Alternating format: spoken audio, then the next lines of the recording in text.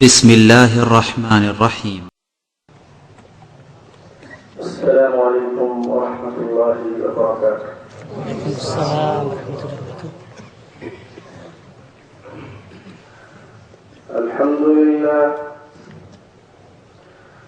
الحمد لله نحمده ونستعينه ونستغفره ونعوذ بالله من شرور أنفسنا ومن سيئات أعمالنا. من يهده الله فلا مضل له من يهده الله فلا مضل له ومن يضلل فلا هادي له. وأشهد أن لا إله إلا الله وحده لا شريك له وأشهد أن محمدا عبده ورسوله. أما بعد فإن خير الحديث كتاب الله وخير الهدي هدي محمد صلى الله عليه وسلم وشر الأمور محدثاتها وكل محدثة بدعة وكل بدعة ضلالة وكل ضلالة في النار. أعوذ بالله من الشيطان الرجيم. بسم الله الرحمن الرحيم. وأن هذا صراطي مستقيما فاتبعوه ولا تتبعوا السبل فتفرق بكم عن سبيله ذلكم وصاكم به لعلكم تعقلون.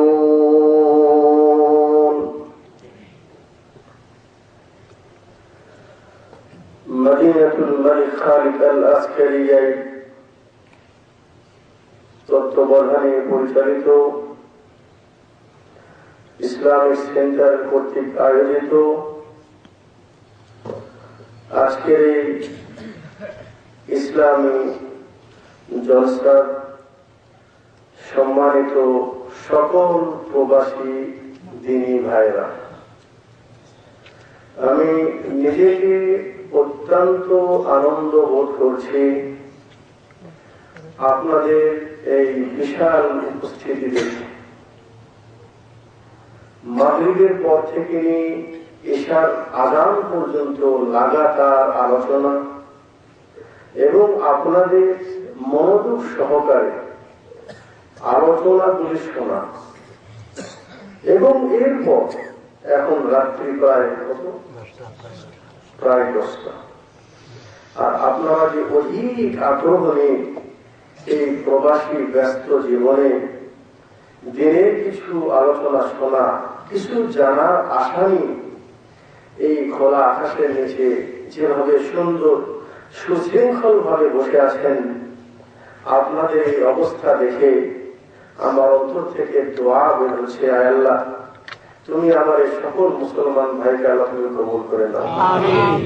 আল্লাহ তারা যে আশা নিয়ে তোমার হক জিনিস জানার জন্য এই অধিক আগ্রহ নিয়ে যেভাবে বসে আছেন, আল্লাহ তুমি তাদের নেক মকসুদকে পুরা করে দাও। আল্লাহ তুমি আমাদেরকে সঠিক জিনিস জানা এবং তার উপর আমল করার তৌফিক দান করো। সম্মানিত প্রবাসী ভাইয়েরা, আমার এই 2 দিনের সফর এই ইসলামিক সেন্টারে আপনাদের এই উপস্থিতি এবং আমার কিছু একান্ত আন্তরিক কিছু ভাইদের আন্তরিকতা দেখে আমি অত্যন্ত মুগ্ধ। আমি তাদের জন্য দোয়া করি আল্লাহ যেন তাদেরকে উত্তম বদলা দান করেন এবং আল্লাহ পাক যেন উত্তম বদলা দান করেন উক্ত ইসলামিক সেন্টারের সম্মানিত পরিচালক এবং এখানে আরো যারা আমাদের এই দেশের দায়িত্বশীল যারা আছেন তাদের সত্যিকার অর্থে আন্তরিকতা, ভালোবাসা এবং প্রচেষ্টা, এটা প্রশংসা না করা যায় না। তো সকল প্রশংসা তো আল্লাহর জন্য, কিন্তু আল্লাহ নবী সাল্লাল্লাহু আলাইহি ওয়াসাল্লাম বলেছেন মান লাম ইয়াশকুরিন নাস লাম ইয়াশকুরিল্লাহ। মানুষ যদি মানুষের শুকরিয়া আদায় না করে তাহলে সে আল্লাহ শুকরিয়া আদায় করবে না। আল্লাহ সবাইকে উত্তম বদলা দান করুন। আমি চেষ্টা করব অতি অল্প সময়ে আপনাদেরকে বেশি কিছু বোঝানোর জন্য। অফিস থেকে আমাকে বলা হয়েছে বেশি রাত্রি করা ঠিক হবে না। আমি চেষ্টা করব অতি স্বল্পে আপনাদের কিছু বোঝানোর জন্য। তো যে বিষয়টি নিয়ে আজকে আলোচনা করব, বিষয়টি গুরুত্ব দৃষ্টিকোণ থেকে কোন দিক দিয়ে কম নয়। বিষয়টি হলে মুআওবিকাতুল হিদায়াহ, সত্য গ্রহণে বাধা। সত্য জিনিস গ্রহণ করতে বাধা কোথায় কোথায় বাধা হয়, কি কি জিনিস আমাদের সামনে বাধা হয়ে আসে, এগুলি আজকের আলোচনায় যেমন বাধার কথা শুনবো এবং সেই বাধা থেকে মুক্ত হওয়ার উপায় খুঁজে বের করবো ইনশাআল্লাহ তাআলা। তো প্রথমেই আমরা সংক্ষেপে জানতে চাই যে সত্য গ্রহণের বাধা। তো সত্য জিনিসটা কি, এটা আমাদের প্রথম জানতে হবে। সত্য জিনিস কি, অথবা হেদায়েত গ্রহণের বাধা যদি বলি তাহলে হেদায়েত জিনিসটা কি, এটা আমাদেরকে জানতে হবে। এ বিষয়ে আমি গত কালকের ক্লাসে অতি সংক্ষিপ্ত ভাবে বলেছি আপনাদেরকে যে হেদায়েত কি জিনিস। আমি আজকে শুধু সেটাকে একটু স্মরণ করে দিয়ে বিষয় থেকে এগিয়ে যাব।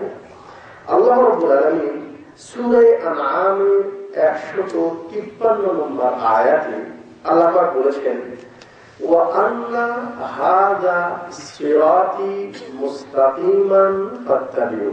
আমি আপনাদেরকে বলছি যে হেদায়েত কি, এটা বোঝা গেল, ঠিক আছে? হেদায়েত কাকে বলে, কোন জিনিসটা হেদায়েত? হেদায়েত হলো সত্য জিনিসকে গ্রহণ করা। আর সত্য জিনিস সম্পর্কে কোরআনে মাজিদে আল্লাহ পাক বলেছেন সূরা আনআমের 153 নম্বর আয়াত বলেছেন ওয়া আন্না হাযা। আল্লাহ নবী সাল্লাল্লাহু আলাইহি ওয়াসাল্লাম এক সময় বসা অবস্থায় ছিলেন, তো সাহাবায়ে কেরামদেরকে এই হেদায়েতটা উনি বুঝাচ্ছেন। এই হেদায়েত উনি বুঝাইতে গিয়ে বলছেন তোমরা সবাই আমার দিকে দেখো।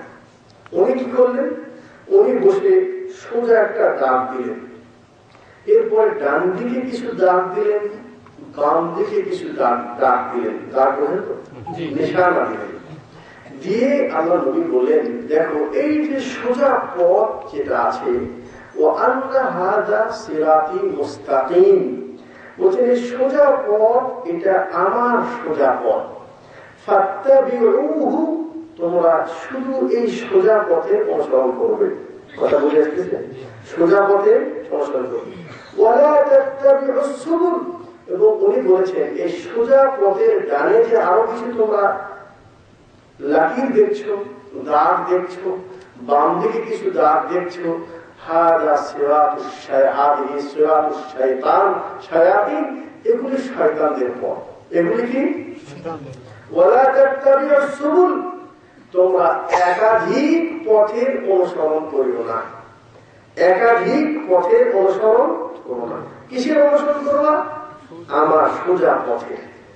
একাধিক পথের অনুসরণ করো না, ফাতাফাররাকা বিকুম আন সাবিলিহি, তোমরা যদি একাধিক পথের যদি অনুসরণ করো তাহলে সঠিক পথ থেকে তুমি বিচ্ছিন্ন হয়ে যাবে। আলোচনা বুঝতে কষ্ট হচ্ছে? তাহলে কি করতে হবে? সোজা একটি পথের অনুসরণ করতে হবে। আচ্ছা, এই সোজা একটি পথটি কি? আল্লাহ পাক যখন শয়তানকে বলল উসজুদু লি আদম, তুমি আদমকে সিজদা করো, ফাসাজাদু ইল্লা ইবলিস, সকল ফেরেশতাকে বলা হল সিজদা করার জন্য, সবাই সিজদা করলো ইল্লা ইবলিস, তবে শয়তান করেনি। বলছেন মা মানাআকা আল্লা তাসজুদা ইযা আমারতুক, আমি রব তোমাকে নির্দেশ দিলাম আদমকে সিজদা করার জন্য, তো সবাই করলো, তুমি করলো না কেন? সে তখন তার বিবেককে প্রাধান্য দিল, যেটা আলোচনার সামনে কেউ আসবে। বিবেককে কি প্রাধান্য দিল? সে বলল খালাকতানি মিন নারিন ওয়া খালাকতাহু মিন তিন। আল্লাহর হুকুম যখন আমার সামনে চলে আসবে, বুঝে আসুক বা না আসুক, সেটা মেনে নেওয়া, এটাই হলো সঠিক পথ, এটাই হলো সঠিক জিনিস। শয়তান মানতে গিয়ে বলল যে হে আল্লাহ, আমি নির্দেশটা মানি কেমনি করে? কেন? খালাকতাহু মিন তিন, হে আল্লাহ, আপনি আদমকে সৃষ্টি করেছেন মাটি দ্বারা, মাটি উপরে মারে দেখি কোন দিকে যাবে? নিচে। খালাকতানি মিন নার, আর আমাকে বানিয়েছেন আগুন দ্বারা। আগুন যদি নিচেও জ্বালান, আগুনের মাথা কোন দিকে যাবে? আগুনের সৃষ্টি মাখলুক হয়ে এই নাদান মানুষের সৃষ্টির মাখলুককে আমি সিজদা করতে পারি না। আল্লাহ বলেন এটাই হলো হেদায়েতের প্রথম তোমার জন্য বাধা, যে সত্য জিনিস জানার পর তুমি তোমার বিবেককে কেন প্রাধান্য দেবে। আল্লাহ বলছেন আল্লাহ মারদুদ করে দিয়েছেন,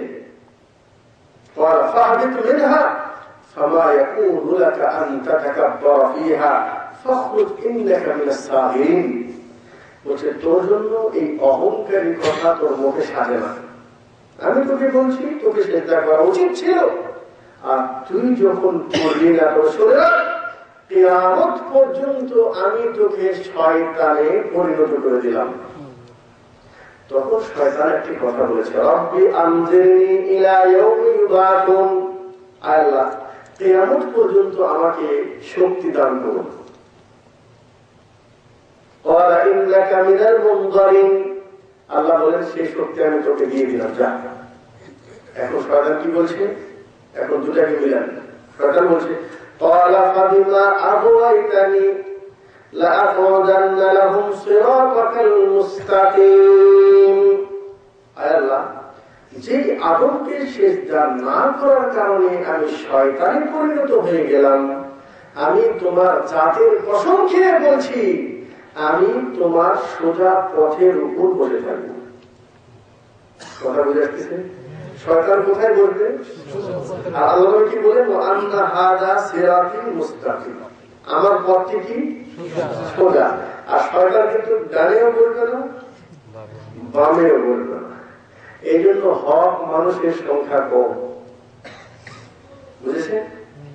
হক যারা গ্রহণ করেছে, হক যারা মানে, এদের সংখ্যা কম। কারণ এদের পিছনে শয়তান এই পথটা যেন কেউ না ধরতে পারে, এই জন্য শয়তান সোজা পথে বসে আছে, বাঁকা পথ তো তার নিজের পথ, ওখানে বসার দরকার নেই। কথা বুঝতে পেরেছেন? তাহলে সংক্ষিপ্ত ভাবে আমরা জানতে পারলাম সেটা হলে যে হেদায়েত হলো সোজা পথের নাম, ঠিক আছে? হেদায়েত একটি পথের নাম, দুটো জিনিস, হেদায়েত সোজা পথের নাম, হেদায়েত একটি পথের নাম, একাধিক পথের নাম নয়। হেদায়েত কি? যে জিনিসটা শেষ নবী মুহাম্মদুর রাসূলুল্লাহ সাল্লাল্লাহু আলাইহি ওয়াসাল্লাম উনি যে আদর্শ নিয়ে আসছেন সেটা হলো হেদায়েত। সেটা কি? হেদায়েত। এবং এই হেদায়েতটি পৃথিবীর সবচেয়ে মূল্যবান জিনিস। ভালো করে বোঝেন যে হেদায়েত অর্থাৎ ইসলাম, হেদায়েত অর্থাৎ কোরআন এবং হাদিস, হেদায়েত অর্থাৎ সত্য পথ, সঠিক পথ, সরল পথ, নবীর পথ, আল্লাহর পথ, এটা হলো হেদায়েত।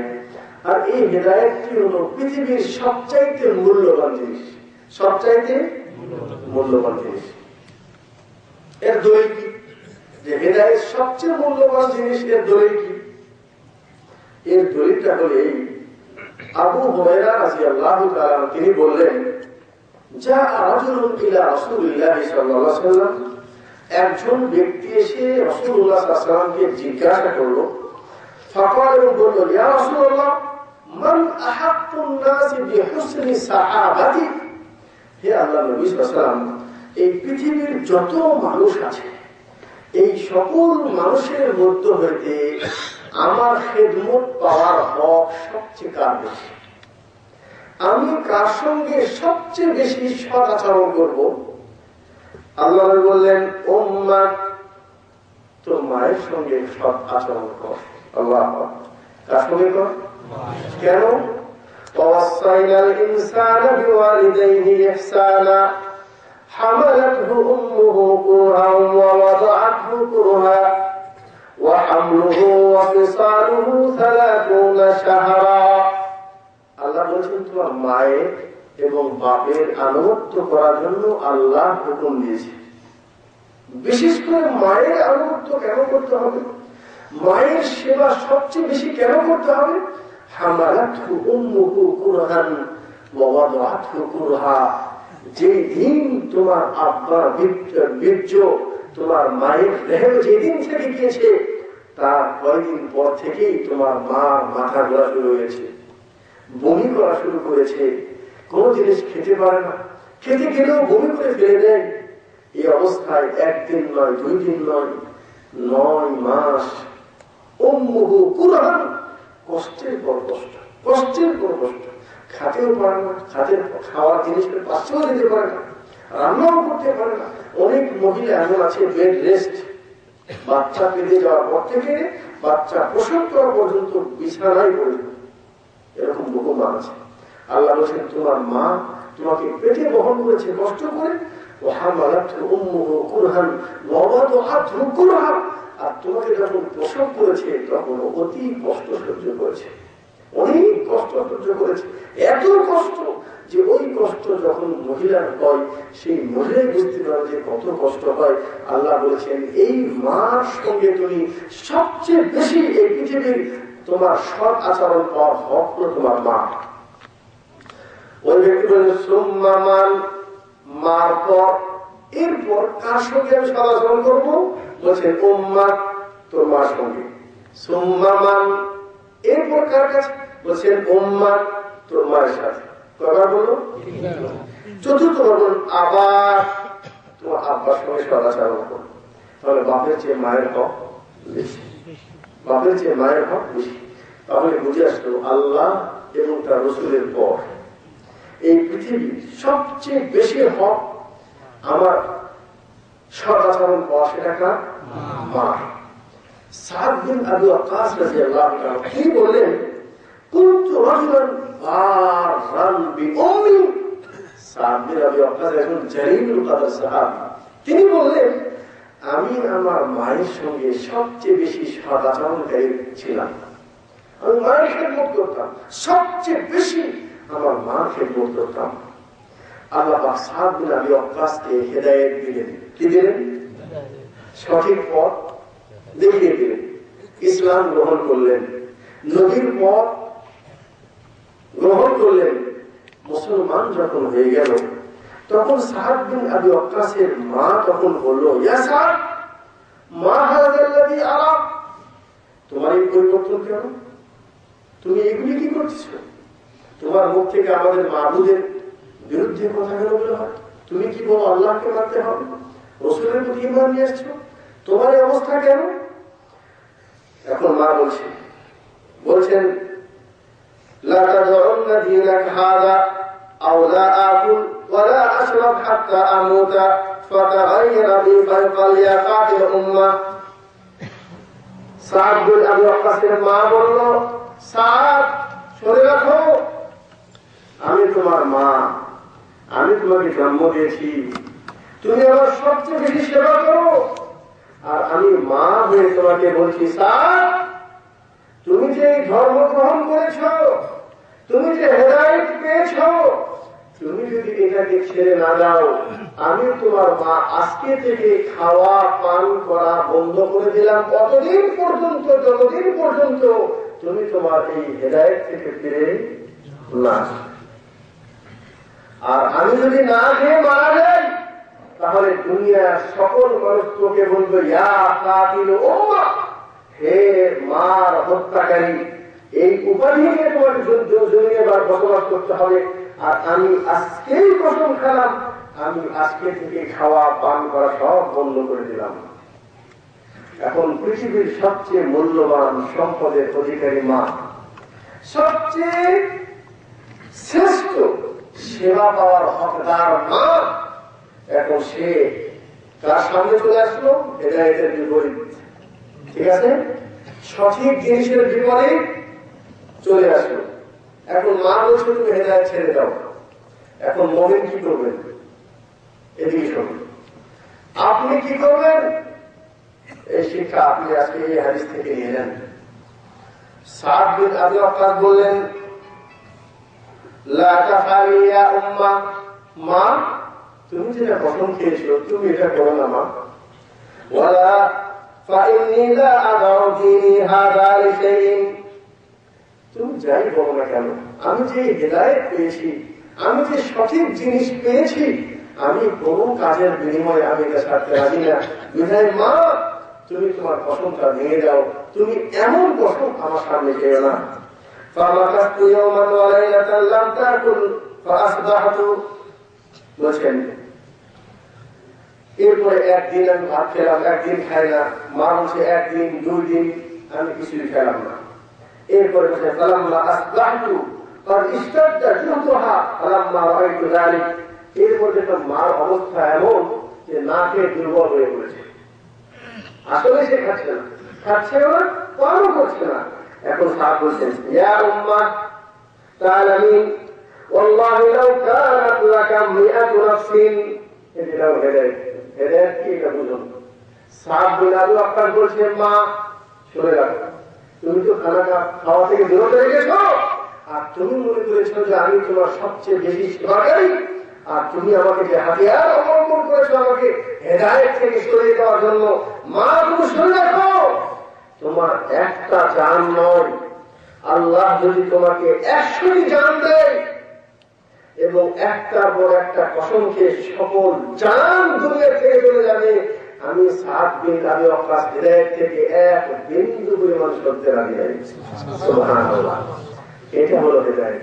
কথা বুঝে আসলো হেদায়েত কাকে বলে, সত্য জিনিস কাকে বলে বুঝে আসলো। এটা হলো সত্য জিনিস। আর এই সত্য জিনিস গ্রহণ করতে যদি আমরা কোরআন এবং হাদিসের রিসার্চ করি, তাহলে সর্বপ্রথম যেটা বাধা আসে সেটা হলো পিতা এবং মাতা। পিতা এবং মাতা।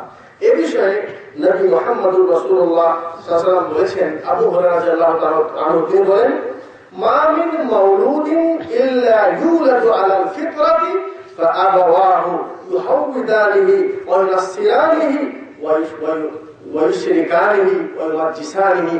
আল্লাহ নবী সাল্লাল্লাহু আলাইহি ওয়াসাল্লাম বলেছেন, প্রত্যেক সন্তান, দুনিয়ায় যত বাচ্চা সন্তান জন্মগ্রহণ করে প্রত্যেককেই ফিতরত অর্থাৎ সঠিক হেদায়েত দিয়ে তাদেরকে দুনিয়া পাঠানো হয়। সুবহানাল্লাহ, সে যে কেউ হোক না কেন, সকল বাচ্চা তারা ইসলাম নিয়ে দুনিয়ায় আসে।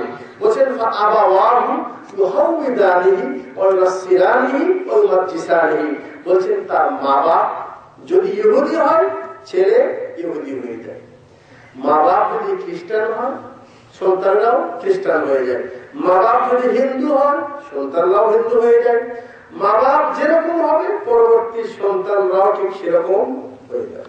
তাহলে এটা বাস্তব যে হেদায়েত এটা কেমন জানবো? তো এই হেদায়েত দিয়েই আল্লাহ পাক পৃথিবীতে পাঠিয়েছেন, কিন্তু সেই হেদায়েত থেকে আমাকে সরে দেয় আমার মা এবং বাবা। এই বিষয়ে আল্লাহ নবী সাল্লাল্লাহু আলাইহি ওয়াসাল্লাম বলেছেন, আয়েশা রাদিয়াল্লাহু তাআলা আনহা তিনি বলেন, আল্লাহ নবী সাল্লাল্লাহু আলাইহি ওয়াসাল্লামকে একজন গোলাম, ছোট বাচ্চা মারা যাচ্ছে, এই অবস্থায় ওনাকে খবর দেওয়া হয়েছে মারা গিয়েছে, ছোট বাচ্চা মারা গিয়েছে। তো তার জানাজা পড়ার জন্য আল্লাহ নবীকে খবর দেওয়া হয়েছে, আপনি এর জানাজা পড়ান। فقلت يا رسول الله طوبى لهذا عصفور من عصافير الجنة لم يعمل السوء ولم يدرك। তো আয়েশা রাদিয়াল্লাহু তাআলা আনহা বললেন যে এই ছোট শিশু নিষ্পাপ, সে তো জান্নাতের একটি পাখি, কোন গুনাহ করেনি, গুনাহ করার সুযোগও পায় না, এই তো নিষ্পাপ। আল্লাহ নবী সাল্লাল্লাহু আলাইহি ওয়াসাল্লাম বলেন, আওয়া গায়রা যালিকা আয়েশা, আয়েশা আরো কিছু বলতে চাও বল। বলছেন ইন্নাল্লাহ খালাকাল জান্নাতি আহলান খালাকাহুম লাহা ওয়া হুম ফি আসলাবি আবাইহিম। বলছেন আয়েশা বলো, আরো কিছু বলো।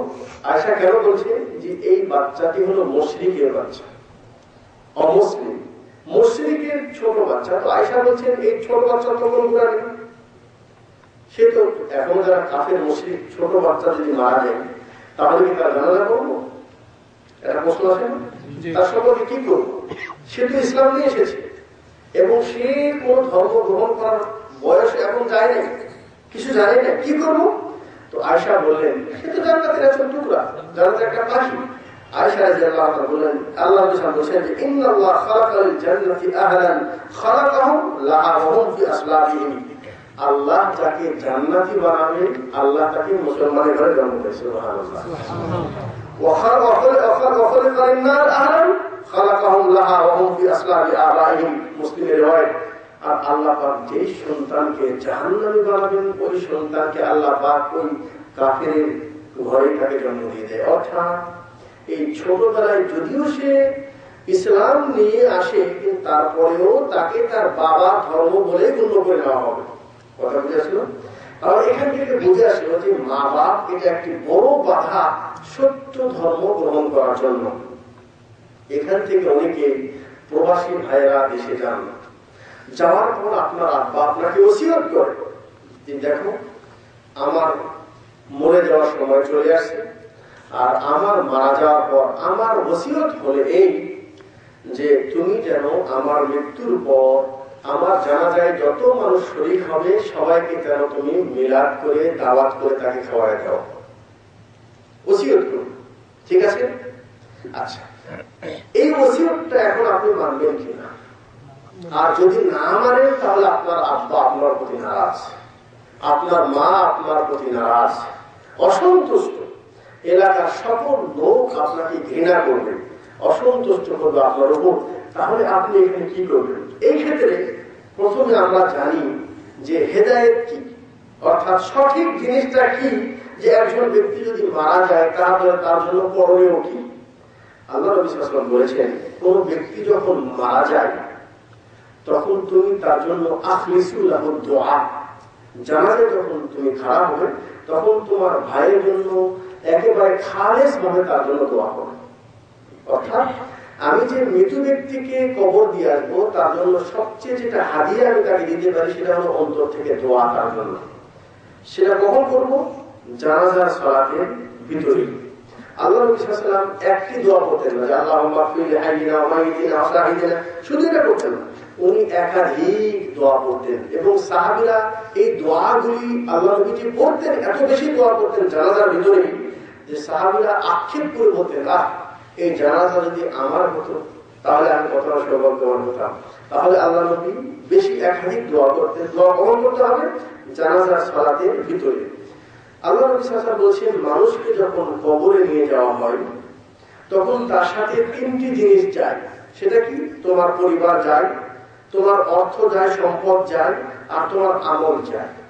বলছে মানুষ যখন মারা যায় আল্লাহ নবী সাল্লাল্লাহু আলাইহি ওয়াসাল্লাম বলেছেন মৃত্যুর সময় যখন চলে আসে তখন তুমি তার পাশে যে লাকিনু মাওতাকুম বিলা ইলাহা ইল্লাল্লাহ, মৃত ব্যক্তির কাছে যে বলো লা ইলাহা ইল্লাল্লাহ, বলো না তুমি বলো তা না, তাকে বলো যে আপনি বলো লা ইলাহা ইল্লাল্লাহ। আল্লাহ বলছেন মান কানা আখিরু কালামিহি লা ইলাহা ইল্লাল্লাহ দাখালাল জান্নাহ, যে ব্যক্তির শেষ কথা হবে লা ইলাহা ইল্লাল্লাহ ওই ব্যক্তি জান্নাতে চলে যাবে, ওই ব্যক্তি জান্নাতে প্রবেশ করবে। তাহলে চেষ্টা করতে হবে তার শেষ কথাটা যেন কি হয়, লা ইলাহা ইল্লাল্লাহ। আল্লাহ বলছেন সঠিক জিনিস সেটা হলো এই যে তুমি এতটুকু করতে পারো যে ওই মৃত্যুর আগের মুহূর্তে সূরা ইয়াসিন পড়ার কোনো দলিল নেই। মৃত্যু সজ্জায় সূরা ইয়াসিন পড়তে হবে যে হাদিসটি আছে, হাদিসটা জয়ীফ, দুর্বল, আমলের ক্ষেত্রে সেটা গ্রহণযোগ্য নয়। সঠিক জিনিস কি না, সেখানে কোরআন পড়ার দরকার নেই, সূরা ইয়াসিন পড়ার দরকার নেই। একজন ব্যক্তি তার কানের কাছে যে লা ইলাহা ইল্লাল্লাহ এটা পড়বে, তবে তাকে বলবে না যে তুমি পড়ো। কেন?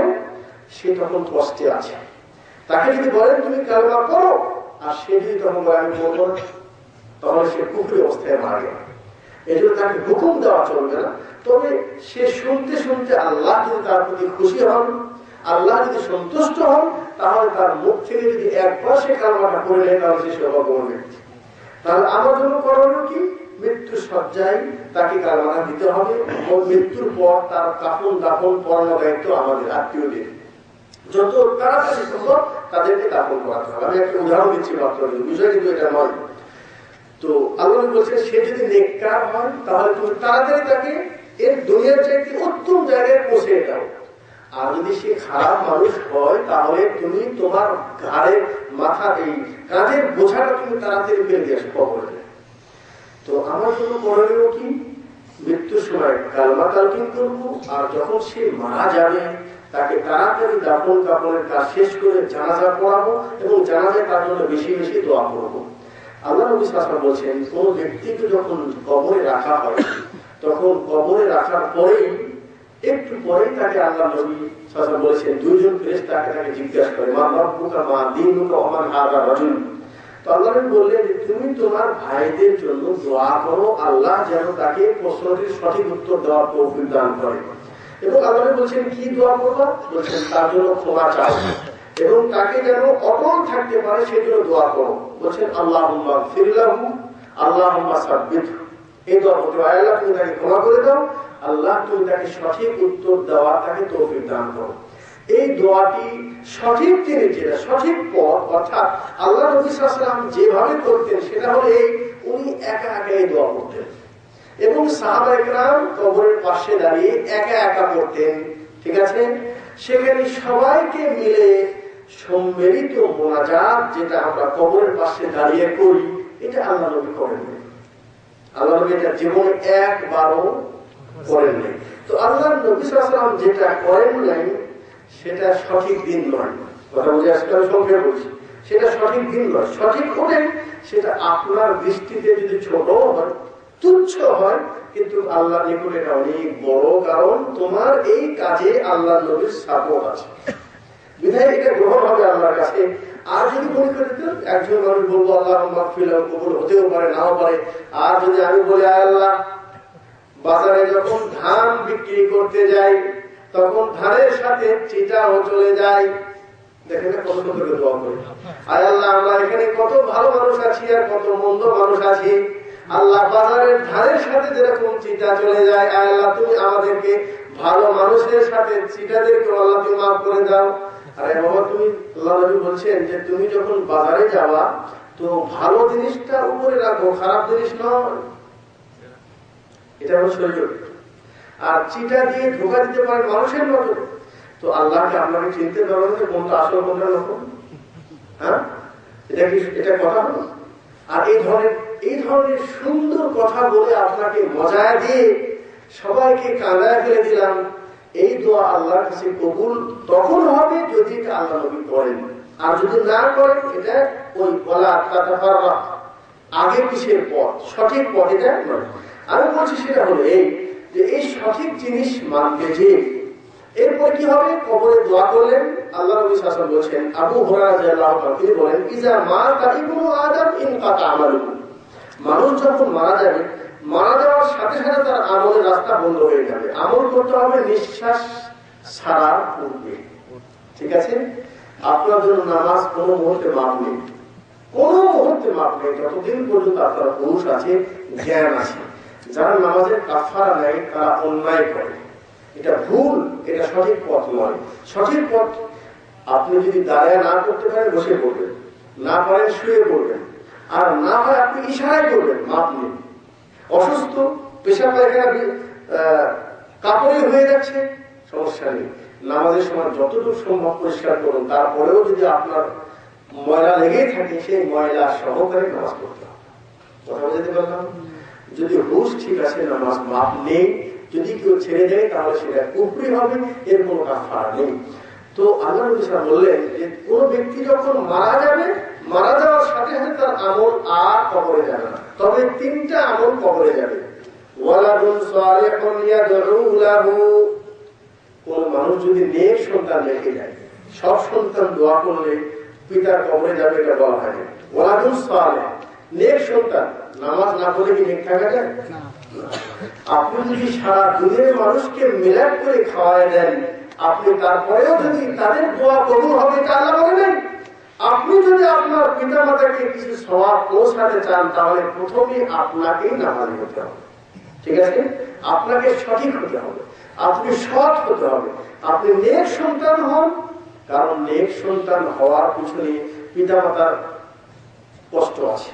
তাকে কোরআন শিক্ষা দিতে হবে, নামাজের কথা বলতে হবে, বিসমিল্লাহ বলে খানা খাওয়া শেখাতে হবে, ডান হাতে লেনদেন করা শেখাতে হবে, হারাম জিনিস এটা করা যাবে না, মা বাপকে মেহনত করতে হবে। হ্যাঁ, তাহলে নেক সন্তান হওয়া যায়। আল্লাহ বললেন মারা যাওয়ার সাথে সাথে তার আমল বন্ধ, তবে প্রথম আমলটা তার কবরে যাবে যদি তার নেক সন্তান তার জন্য দোয়া করে। দ্বিতীয় হলো ওয়ালাদুল সালেহ ইলমুন সাদকাতুন জারিয়া। প্রথমটা হলো সাদকা জারিয়া। কোন টিউবওয়েল বসায় দিয়েছে, মসজিদ করে দিয়েছে, মাদ্রাসা করে দিয়েছে, রাস্তা বানিয়ে দিয়েছে, মানুষকে ফল খাওয়ানোর জন্য একটা গাছ লাগিয়ে দিয়েছে, মানুষ বসার জন্য একটা গাছ দিয়েছে যেন ছায়ায় বসে। এটা হলো সদকায়ে জারিয়া। টিউবওয়েল যতদিন আছে দুনিয়ার সকল মানুষ, যত মানুষ পান করবে সেখানে পানি কবরের সওয়াব অটোমেটিক পৌঁছে যাবে। কারো বলতে হবে না আল্লাহ তুমি এই সওয়াব অমুককে দাও, বলার দরকার নেই। কাজ করেছেন যতদিন থাকবে সওয়াব অটোমেটিক কবরে চলে যাবে। নেক সন্তান দোয়া করলে তার দোয়া চলে যাবে। ইলমুন ইউনতাফাউ বিহি। আপনি নিজে কিছু সঠিক কথা জানেন, আরেকজনকে সঠিক কথা বলেছেন, একে বলেছেন তাওহীদ কি, শিরক কি শিখে নিয়েছে, এনাকে কোরআন শিক্ষা দিয়েছেন, উনি আবার আরেকজনকে শিক্ষা দিয়েছেন, উনি আবার আরেকজনকে শিক্ষা দিয়েছেন। এরা যতদিন এই শিক্ষা চলতেই থাকবে কবরে অটোমেটিক সওয়াব পৌঁছে যাবে। কথা বুঝে আসলো? এটা কি সিরাতে মুস্তাকিম, এটা কি সঠিক বিধান কোরআন এবং হাদিসের। সেটা হলো এই আমল করুন মৃত্যুর পূর্বে, আর যখন মারা যাবেন তারপরেও যদি সওয়াব পেতে চান তাহলে তার জন্য কয়টা পথ? তিনটা পথ। আচ্ছা, এই তিনটা পথে কি কবরবাসী যারা আসবে তাদের জানাজায় দাওয়াত দিয়ে খাওয়া এই তিনটার মধ্যে আছে না? এরপরে মানুষ মারা যাওয়ার পর তৃতীয় দিনে মিলাদ করতে হবে, এটা এর ভিতরে আছে নাই? 40 30 আমাদের দেশে যে অনুষ্ঠান করা হয়, মিলাদ যেটা করা হয়, এটা কি আছে? নাই। এটা নাই এই জন্য যে আল্লাহ নবী সাল্লাল্লাহু আলাইহি ওয়াসাল্লাম উনি ওনার জীবন দশায় উহুদে 70 জন সাহাবী শহীদ হয়েছে। কোন একজন সাহাবীর মৃত্যুর পর কাউকে এক ভোট পানি পান করাইছে মৃত্যু উপলক্ষ করে, অথবা কোন একটি মিলাদ করাইছে, এর কোন প্রমাণ পৃথিবীর কোন এই জমিন থেকে আসমান পর্যন্ত কোথাও নেই। তাহলে যে জিনিসটা নেই সেটা করা যাবে না। আমি শুধু একটি কথা বলতে বোঝানোর জন্য এতগুলি কথা আপনার সামনে নিয়ে আসলাম। সেটা কি? আপনার মা বাপ আপনাকে ওসিয়ত করছে, হে আমার ছেলে তুমি বিদেশ থেকে আসছো, তোমার কাছে অর্থ করি আছে, তুমি আমার মৃত্যুর পর যারা দাঁড়ানোর শরীর হবে সবাইকে দাওয়াত দিয়ে খাওয়াবা। তাহলে এখন আপনি কি করবেন? এখন যদি মনে করেন আপনার মা বাপ নারাজ হবে না করলে, তাহলে মনে রাখবেন আপনি হেদায়েত পানলেন, হেদায়েত আপনি পানলেন। সাদ বিন আবি ওয়াক্কাস তার মা মরে যাচ্ছে কসম খেয়ে, কিন্তু তারপরে বলছে আমি হেদায়েত ছাড়ব না, আপনি মরে যান সমস্যা নেই। মা বাপকে বলতে হবে হ্যাঁ আপনি যদি উপকার হতে চান, উপকৃত হতে চান কবরে বসে, তাহলে আমি একটা কাজ করতে পারি, সেটা হলে আপনার রেখে যাওয়ার সম্পদ থেকে আমি সদকা করবো। কিভাবে করবো? মানুষকে এইভাবে খাওয়াবো না, আমি দেখবো কোথায় কোনো এতিম আছে কিনা, আমি এতিমদেরকে গোপনে টাকা দিয়ে দেবো, দুনিয়ার কেউ জানে না। কোন বাড়িতে এমন আছে বাড়ির চাল নেই, গরিব মানুষ, আমি তার বাড়ির চালটা করে দিব। কোন মহিলা তার মেয়েকে বিবাহ দিতে পারছে না, আমি গোপনে তাকে সহযোগিতা করবো, আমার ডান হাত খরচ করবে, বাম হাতও জানবে না। এটা হলো নিয়ম। এইভাবে আমি মসজিদের কিছু সৎকার করে দিব, আল্লাহ পাকে সওয়াব দেবেন। কিন্তু সবাইকে দেখিয়ে আমাদের দেশে আরো একটা আজব জিনিস দেখা যায়। আজকাল এই ফ্যাশন হওয়ার কারণে গরিব মানুষ মাকে মারা গেলে জানা যায় লোক কম হয়। আর যদি ছেলেটা লোকটা ধনী হয়, অথবা ছেলে যদি চাকরিজীবী হয়, বিদেশি হয়, মনে করে যে হ্যাঁ একটা বড় পার্টি হবে, তাহলে দেখেন ওই মৌতের কোন এলান করতে হয় না, হাজার হাজার মানুষ সেখানে জমা হয়ে যায়। বাস্তব এটা। মানুষের ইমান একেবারে দুর্বল হয়ে গেছে, এক লোকমা খাওয়ার জন্য ইমানকে এভাবে বিক্রি করে দিতে কোনো দ্বিধাবোধ নেই। তাহলে আমরা জানলাম হেদায়েত কি, এবং হেদায়েত মানতে যেয়ে যদি আমার মা বাপ আমার সামনে বাধা আসে, সেই হেদায়েতটা বড় হতে পারে, একটা ছোটখাটো আমলের ক্ষেত্রে হতে পারে। আর একটু উদাহরণ শুনুন, শবে বরাতের কোন অস্তিত্ব আছে কোরআনে? এই বিষয়ে আলোচনা করলে তো আমরা রাত হয়ে যাবে। এক একটা বিষয় যদি আলোচনা করি দলীয় ভিত্তিক অনেক সময় দরকার, আপনাকে বুঝে দেবো ইনশাআল্লাহ, কিন্তু সমস্যা সময় হতে পারবে না। আমি সংক্ষিপ্ত ভাবে বলছি, এটা হলে শবে বরাত নামে এই নামও হাদিস কোরআনে নেই, ফার্সি নাম। আর আল্লাহ নাযিল করেছে কোরআন কি ভাষায়? আরবি। সব ফার্সি, এর মানে রাত, বরাত এটাও ফার্সি শব্দ, মানে ভাগ্য। এটাকে যদি আরবি করেন তাহলে লাইলাতুল কদর, ঠিক আছে? আর মানুষ বলে যে শবে বরাতে তার ভাগ্য বন্টন হয়, আর আল্লাহ বলেছেন সূরা দুখানে যে আমি যেই রাত্রে কোরআন নাযিল করেছি সেই রাত্রে আমি মানুষের ভাগ্য বন্টন করি। শবে বরাত মানলে লাইলাতুল কদরকে অস্বীকার করা হবে, সূরা কদরকে অস্বীকার করতে হবে। সূরা বাকারা শাহরুর রমাদান আল্লাযী, আল্লাহ পাক আয়াত কোন মাসে কোরআন নাযিল করেছেন? রমজান নাকি শাবান মাসে? কোন রাতে? ইন্না আনজালনাহু ফি লাইলাতিল কদর। আল্লাহ বলেছেন ইন্না আনজালনাহু ফি লাইলাতিন মুবারাকাতিন ইন্না কুন্না মুনজিরিন ফিহা ইউফরাকু কুল্লু আমরিন হাকিম। আমি যেই একটি রাতে কোরআন নাযিল করেছি ওই একটি রাতেই আমি মানুষের ভাগ্য বন্টন করি। তাও সেই রাতটি কোনটা? ওমা আদরাকা মা লাইলাতুল কদর, সেটা লাইলাতুল কদর। শবে বরাতের কোনো অস্তিত্ব কোন হাদিসে নেই। আমি গতকালকে বলেছি বেদাত হয় আঞ্চলিক আর সুন্নত হয় ইন্টারন্যাশনাল। যদি শবে বরাত যদি সুন্নত হতো তাহলে সৌদি আরবে সেটা মানান যেত। এখানে বুঝতে পারেন না কবে আসলো শবে বরাত নাকি? আর আমাদের দেশে কুরবানিতে অত গরু জমা হয়, অত শবে বরাতে হয়। সরকার ছুটিও দিয়ে দিয়েছে ওই দিনই শবে বরাতকে উদযাপন করার জন্য, এবং তার আগে থেকে টিভি চ্যানেল 15 দিন আগে থেকে তার প্রস্তুতি শুরু করে রেখে আর শবে বরাত আসতেছে। এখন দেশ থেকে গিয়েছেন, আপনার স্ত্রী আপনাকে বলছে, আপনার মা বাপ বলছে যে সবাই হালুয়া রুটি বানাচ্ছে, এখন আমি যদি না বানাই তাহলে এলাকাবাসী কি বলে? কথা বুঝতে পেরেছেন না? হালুয়া রুটি কেন বানান? বলছেন আল্লাহ নবী উহুদের মাঠে দাঁত ভেঙে ফেলে দিয়েছে, তারপর থেকে উনি শক্ত জিনিস খেতে পারেন না, উনি হালুয়া খাতেন, এই জন্য আপনি ওই শবে বরাতে সুন্নত আদায় করছেন। আলহামদুলিল্লাহ, উনি তো জিহাদের পরে দাঁত ভাঙলেন, আর আপনি হালুয়াটা খাওয়ার এত পছন্দ হয়ে গেল আপনার যে আপনি ওটা করে আপনি সব করবেন জিহাদের সব। নাউজুবিল্লাহ। আমি যেটা বলছি, আপনার প্রতিবেশী হালুয়াকে হাদিয়া দিয়েছে শবে বরাতের দিন, আপনি মনে করছেন এটা যদি আমি না নেই তাহলে প্রতিবেশী নারাজ হবে। কথা বুঝতে পারলাম? এই ক্ষেত্রে যদি আপনি নেন তাহলে আপনি বেদাতকে সাপোর্ট করলেন, ঠিক আছে? আপনাকে কি করতে হবে? ওয়া আন্না হাযা সিরাতি মুস্তাকিম, সঠিক জিনিসকে শক্ত করে ধরতে হবে। আল্লাহ বলেছেন আযু আলাইহা বিন নওয়াজিস, এই ভিতরের মারির দাঁত দিয়ে শক্ত করে ধরতে হবে। শক্ত করে না ধরলে আপনি পারবেন না, ঠিক আছে? তাহলে হেদায়েত গ্রহণ করতে যে পিতামাতারা যদি আমাকে হেদায়েত ছাড়া অন্য কোন বেদাত হোক অথবা শিরকি কাজ হোক এটা করা যাবে না। এর দলিল আল্লাহ পাক নিজেই বলেছেন ওয়া ইন জাহাদাকা আলা আন তুশরিকা বিমা লাইসা লাকা বিহি ইলমুন ফালা তুতিহুমা। আল্লাহ বলেছেন মা বাপের আনুগত্য করো, ঠিক আছে, কিন্তু তোমার মা বাপ যদি আমাকে শিরক করতে বলে আমার সাথে কাউকে, ফালা তুতিহুমা, মা বাবার কথা মেনো না, মা বাবার কথা মানা যাবে না। মাশাআল্লাহ, ইসলামিক সেন্টারে আসছেন, আসার পর ভালো কিছু কথা শুনেছেন, এরপরে মাশাআল্লাহ সুন্দর দাঁড়িয়ে রেখেছেন, এরপরে ফটোটা যখন দেশে পাঠিয়েছেন, বিবি বলছেন এ কি করলাম,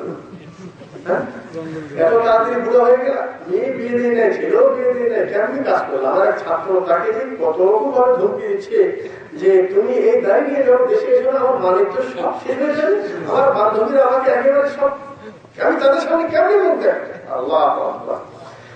তো এই মুহূর্তে যদি আপনি মনে করেন যে স্ত্রীর কথা মানতে হবে, তাহলে আপনি হেদায়েত পাবেন।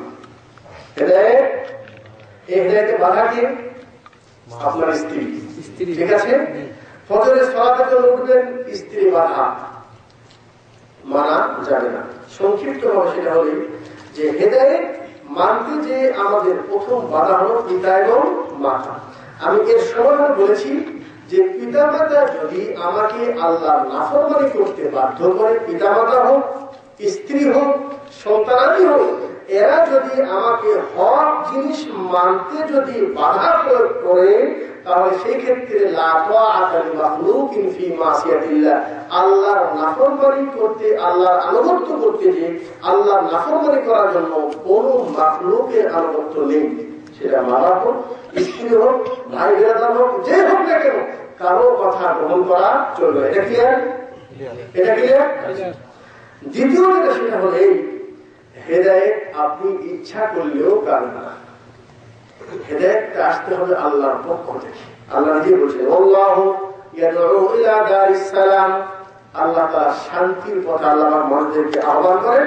ওয়া ইয়াহদি মান ইয়াশাউ ইলা সিরাতিল মুস্তাকিম, আল্লাহ যাকে পছন্দ করেন তাকে আল্লাহ সোজা পথে চালান। সুবহানাল্লাহ। একই সাথে বিদেশে আসেন, একই ইসলামিক সেন্টারে আসেন, কেউ হক জিনিস বুঝে ফেলে দিয়েছেন, কেউ এখনো বোঝেন নেই। এটা আপনার করার কিছু নেই, আল্লাহর পক্ষ থেকে আপনার জন্য তৌফিক নেই। এই জন্য আল্লাহ নবী সাল্লাল্লাহু আলাইহি ওয়াসাল্লাম উনি ওনার চাচা আবু তালেব, আল্লাহ নবী সাল্লাল্লাহু আলাইহি ওয়াসাল্লাম বলেছেন যে ওনার জীবন দশায়, ওনার মৃত্যুর আগ পর্যন্ত কোন কাফের আল্লাহ নবীর দিকে চোখটাকে রাঙিয়ে তাকাবে এই সাহস পায় নাই। সম্পূর্ণ সাপোর্ট দিয়েছে কে? তার চাচা আবু তালেব। আল্লাহ নবী সাল্লাল্লাহু আলাইহি ওয়াসাল্লাম বলেন আমার চাচা আমার প্রতি এত বেশি দয়া এবং অনুগ্রহ করেছে যে অনুগ্রহ আমি কোনদিন বলতে পারি না। কিন্তু আবু তালেবের কাছে যখন মৃত্যু চলে আসছে, আল্লাহ নবী সাল্লাল্লাহু আলাইহি ওয়াসাল্লাম মনে বেদনা নিয়ে, আক্ষেপ নিয়ে, আমার এই সেবা করার চাচা আজ দুনিয়া থেকে চলে যাচ্ছে, কিন্তু তিনি তো তার ফলাফল সম্পর্কে জানে যে চাচা যদি এই কুফর নিয়ে, শিরক নিয়ে মারা যায় তাহলে তার ঠিকানা কোথায় হবে? বলছেন চাচা আপনি জীবনে যাই কিছু করুন না কেন, জীবনের শেষ মুহূর্তে যদি চাচা আপনি শুধু একবার বলেন লা ইলাহা ইল্লাল্লাহ, একবার শুধু বলেন লা ইলাহা ইল্লাল্লাহ, আল্লাহ ছাড়া কোনো মাবুদ নেই, আমি আপনার ভাতিজা আল্লাহর কাছ থেকে সুপারিশ নিয়ে আমি আপনাকে জান্নাতে নিয়ে যাব। সুবহানাল্লাহ। আল্লাহ নবী চাচ্ছেন তার চাচা যেন বেপথে না যায়। কে চাচ্ছেন? আল্লাহ পাক যাকে এই পৃথিবীর হেদায়েতের জন্য সবচেয়ে বড় নবী আল্লাহ পাক তাকে বানিয়েছেন এবং তার হাতে লক্ষ লক্ষ মানুষ হেদায়েত প্রাপ্ত হয়ে যাচ্ছে। আর যাকে সে নিজের বাড়িতে লালন পালন করছে, তার দ্বারা কি মুজিজা, অলৌকিক কাজ কি কি হচ্ছে সচক্ষে দেখছে, যারা মানছে না তারা কি ক্ষতিগ্রস্ত হচ্ছে, সবকিছু দেখার পরেও নসিহত গ্রহণ সে করে নাই এবং সে সর্বশেষ মৃত্যু অর্জন করে কুফর অবস্থায় সে মারা যায়। আল্লাহ পাক যদি কোনো ব্যক্তিকে শিরক অবস্থায় মারা যায় তার জন্য দোয়া করা যায় না। হ্যাঁ, কেউ যদি শিরক নিয়ে মারা যায় আল্লাহকে বলা যাবে না আল্লাহ তাকে মাফ করে দাও, এটা বলা নয়। কত বড় মারাত্মক বলেছে দেখছেন যে দুনিয়াতেও তার জন্য সমস্যা, মৃত্যুর পর তার জন্য কেউ দোয়া করবে এটাও করতে পারবে না। ইব্রাহিম আলাইহিস সালাম দোয়া করেছিলেন তার পিতার জন্য। আল্লাহ বলেছেন মা কানা নবী, কোন নবীদের জন্য এটা জায়েজ নয় যে সে তার পিতা কুফরি অবস্থা যদি মারা যায়, বলছেন তুমি তার জন্য কোন ইস্তেগফার ক্ষমা তুমি ছিল না, তোমার জন্য নিষেধ। ঠিক আছে? ওয়ালা তুসাল্লি আলা আহাদিন মিনহুম মাতা আবাদান, যে ব্যক্তি কুফর অবস্থায় মারা গেছে আপনি কারো জানাজায় আপনি দাঁড়াবেন না, তার জন্য দোয়াও করবেন না। আল্লাহ নবী চাচার জন্য দোয়াও করতে পারছেন না, আল্লাহ চাচাকে মাফ করে দাও। তবে একটি দোয়া করছেন, আয় আল্লাহ চাচার ঠিকানা তো জাহান্নাম নিশ্চিত, তবে চাচাকে আপনি জাহান্নামের সবচেয়ে হালকা আযাবটি দিবেন। আল্লাহ বলছে ঠিক আছে তোমার এই দোয়াটি আমি কবুল করলাম। সবচেয়ে হালকা আযাব কি দিবেন? বলছে তাকে শুধু দুটা জুতা পরিধান করানো হবে, আগুনের জুতা, আর এই জুতা পরিধান করার সাথে সাথে তার মাথার মগজটা একেবারে গরম পানিতে এবং চুলার উপর টকবক করতে থাকে, তার মাথার মগজটা এইভাবে উবলিয়ে যাবে এবং সেটাকে টকবক করে সেখান থেকে টকটক করে নিচে বলবে নাউযুবিল্লাহ। তো আমি যেটা বলছিলাম সেটা হলো ইন্নাকা লা তাহদি মান আহবাবতা ওয়ালাকিন্নাল্লাহ ইয়াহদি মান ইয়াশা। আল্লাহ বলেন তুমি যাকে ইচ্ছা তাকে তুমি হেদায়েত দিতে পারবে না, আল্লাহ যাকে চাইবে তাকে আল্লাহ পাক হেদায়েত দিবে। তো আল্লাহর পক্ষ থেকে যদি আল্লাহ যদি কাউকে হেদায়েত না দেয় তাহলে সে মনে করতে হবে যে আল্লাহর পক্ষ থেকে আমার জন্য তৌফিক নেই। তাহলে দ্বিতীয় নাম্বার হলো যে প্রথম আল্লাহ জন্মগত মুসলমান বানায়, আর দ্বিতীয় হলো যে আল্লাহর হেদায়েত গ্রহণ করার জন্য আল্লাহর মর্জি দরকার আছে। তৃতীয় জিনিস সেটা হলো আল্লাহ পাক এই হেদায়েতটা আমাদের কাছে পৌঁছাতে কয়েকটা পথ অবলম্বন করেছেন। প্রথম পথ কি? আল্লাহ বলেন ওমা আরসালনা মির রাসূলিন ইল্লা বিলিসানি কওমিহি লিইউবাইয়িনা লাহুম ফায়ুদিল্লুল্লাহু মান ইয়াশা ওয়া ইয়াহদি মান ইয়াশা। আল্লাহ বলেছেন এই হেদায়েতের বাণী সঠিক জিনিস তোমাদের কানে পৌঁছানোর জন্য আমি রাসূল পাঠিয়েছি। কি পাঠিয়েছি? রাসূল পাঠিয়েছি। রাসূল কি করে? রাসূল যেটা করে সেটা হলো লিইউবাইয়িনা লাহুম, রাসূল মানুষ সবাইকে তিনি স্পষ্ট ভাবে বলে দেন যে হক কি না হক, তাওহীদ কি, সঠিক জিনিস কি, উনি সব স্পষ্টভাবে বলে দিয়েছেন। আচ্ছা, আল্লাহ নবী সাল্লাল্লাহু আলাইহি ওয়াসাল্লাম উনি যে দিন প্রচার করেছেন, ওনার কোন কথা যদি আমাদের কানে চলে আসে তাহলে আমাদের ফরজ সেটাকে মানতে হবে। আল্লাহ পাক সূরা জুমারের ৭১ নম্বর আয়াতে বলেছেন, ওয়াসিকাল্লাযীনা কাফারু ইলা জাহান্নামা যুমারা, আল্লাহ পাক মানুষদেরকে দলবদ্ধভাবে জাহান্নামে নিক্ষেপ করবেন। হাত্তা ইযা জাউহা ফুতিহাত আবওয়াবুহা ওয়া ক্বালা লাহুম খাযানাতুহা আলাম ইয়াতিকুম রাসূলুম মিনকুম, তাদেরকে যখন জাহান্নামে নিক্ষেপ করার জন্য জাহান্নামের দরজায় নিয়ে যাওয়া হবে, তখন জাহান্নামের দরজায় একজন দারোয়ান থাকবে, চৌকিদার থাকবে। চৌকিদার আশ্চর্য হয়ে বলবে, আলাম ইয়াতিকুম রাসূলুম মিনকুম, কি ব্যাপার, জাহান্নামে কেন, তোমাদের কাছে রাসূল আসেনি? তাহলে আল্লাহ পাক হেদায়েত আমাদের কাছে পৌঁছায় দিয়েছেন কার মাধ্যমে? রাসূলের মাধ্যমে। রাসূলের হেদায়েত কানে পৌঁছার পর যদি আমি না মানি তাহলে সেখানে কোথায়? এবং জাহান্নামের দারোয়ান চৌকিদার পর্যন্ত আশ্চর্য হয়ে বলবে, আলাম ইয়াতিকুম রাসূলুম মিনকুম, তোমার কাছে কি রাসূল আসে নাই? তো রাসূল আসার পরেও তুমি কেন জাহান্নামে আসলে?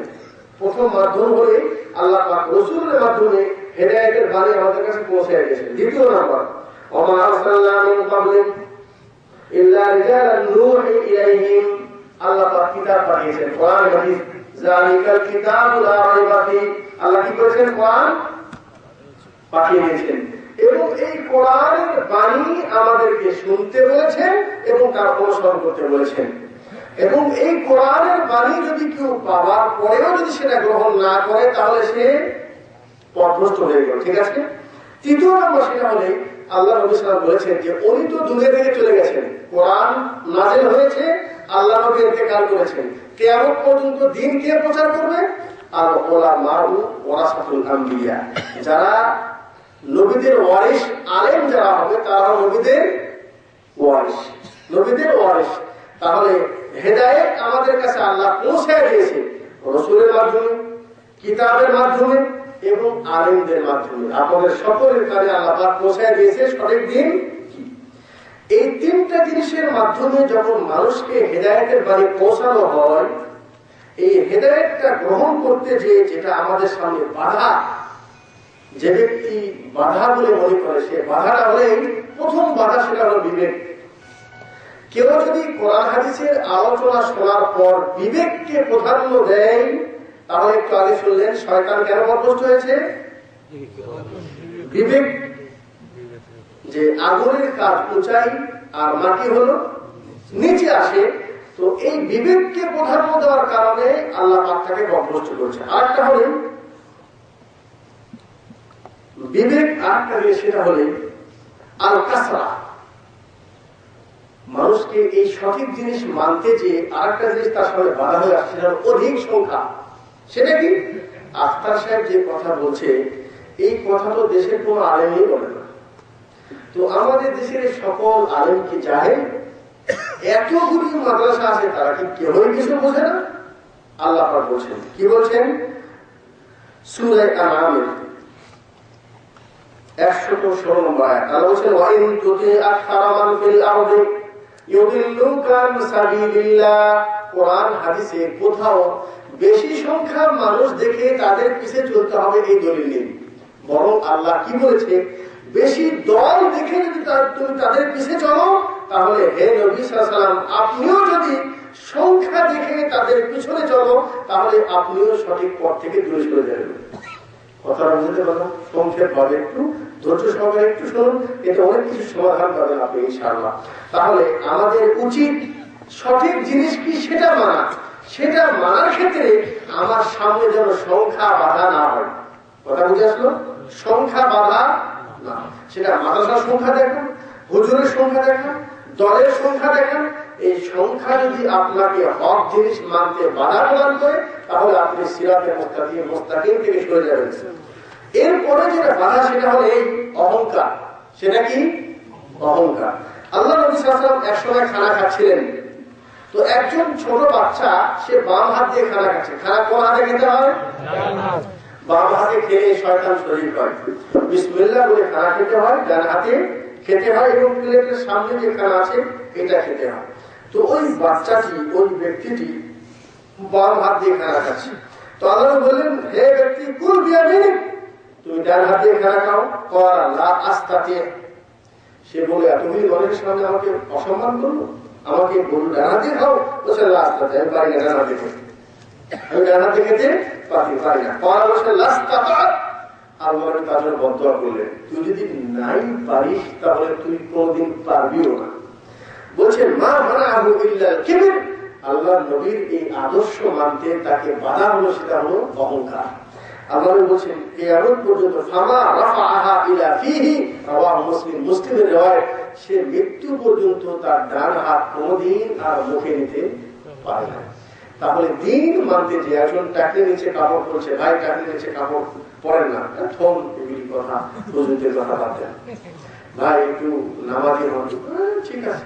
তো কেউ যদি অহংকার, আমাকে কথা বলবো, একসঙ্গে আসি, আরে বয়স ছোট আর আমি তার বয়সে বড়, আর আমাকে সে এগুলি নির্দেশ দিচ্ছে, তাহলে কি আসলে অহংকার? তাহলে হক জিনিস বাধা গ্রহণ করতে অহংকার, এটা হলো মারাত্মক একটা বাধা। আল্লাহ বলছেন মান কানা ফি কলবিহি মিসকালু হারদাতিন মিনাল কিবর, কারো অন্তরে যদি এক বিন্দু জাররা পরিমাণ যদি অহংকার থাকে, আল্লাহ পাক তাকে জান্নাতে প্রবেশ করাবেন না। তৃতীয় নম্বর যেটা বাধা, সেটা হলো আলেম এবং ওলামা, আহবার আর রুহবান, যারা সমাজের লিডার, সমাজকে যারা পরিচালনা করে। কে করে? মাতব্বর। কে করে? দেশ প্রধান। কে করে? মেম্বার, চেয়ারম্যান, এমপি, এরা করে। আর কে করে? মসজিদের ইমাম সাহেব। নাকি বলছি এনারা কি করেন? সমাজকে, তবে বেশিরভাগ দিনের ক্ষেত্রে যিনি আমাদের ইমাম, মসজিদের ইমাম, ইনি কি করেন?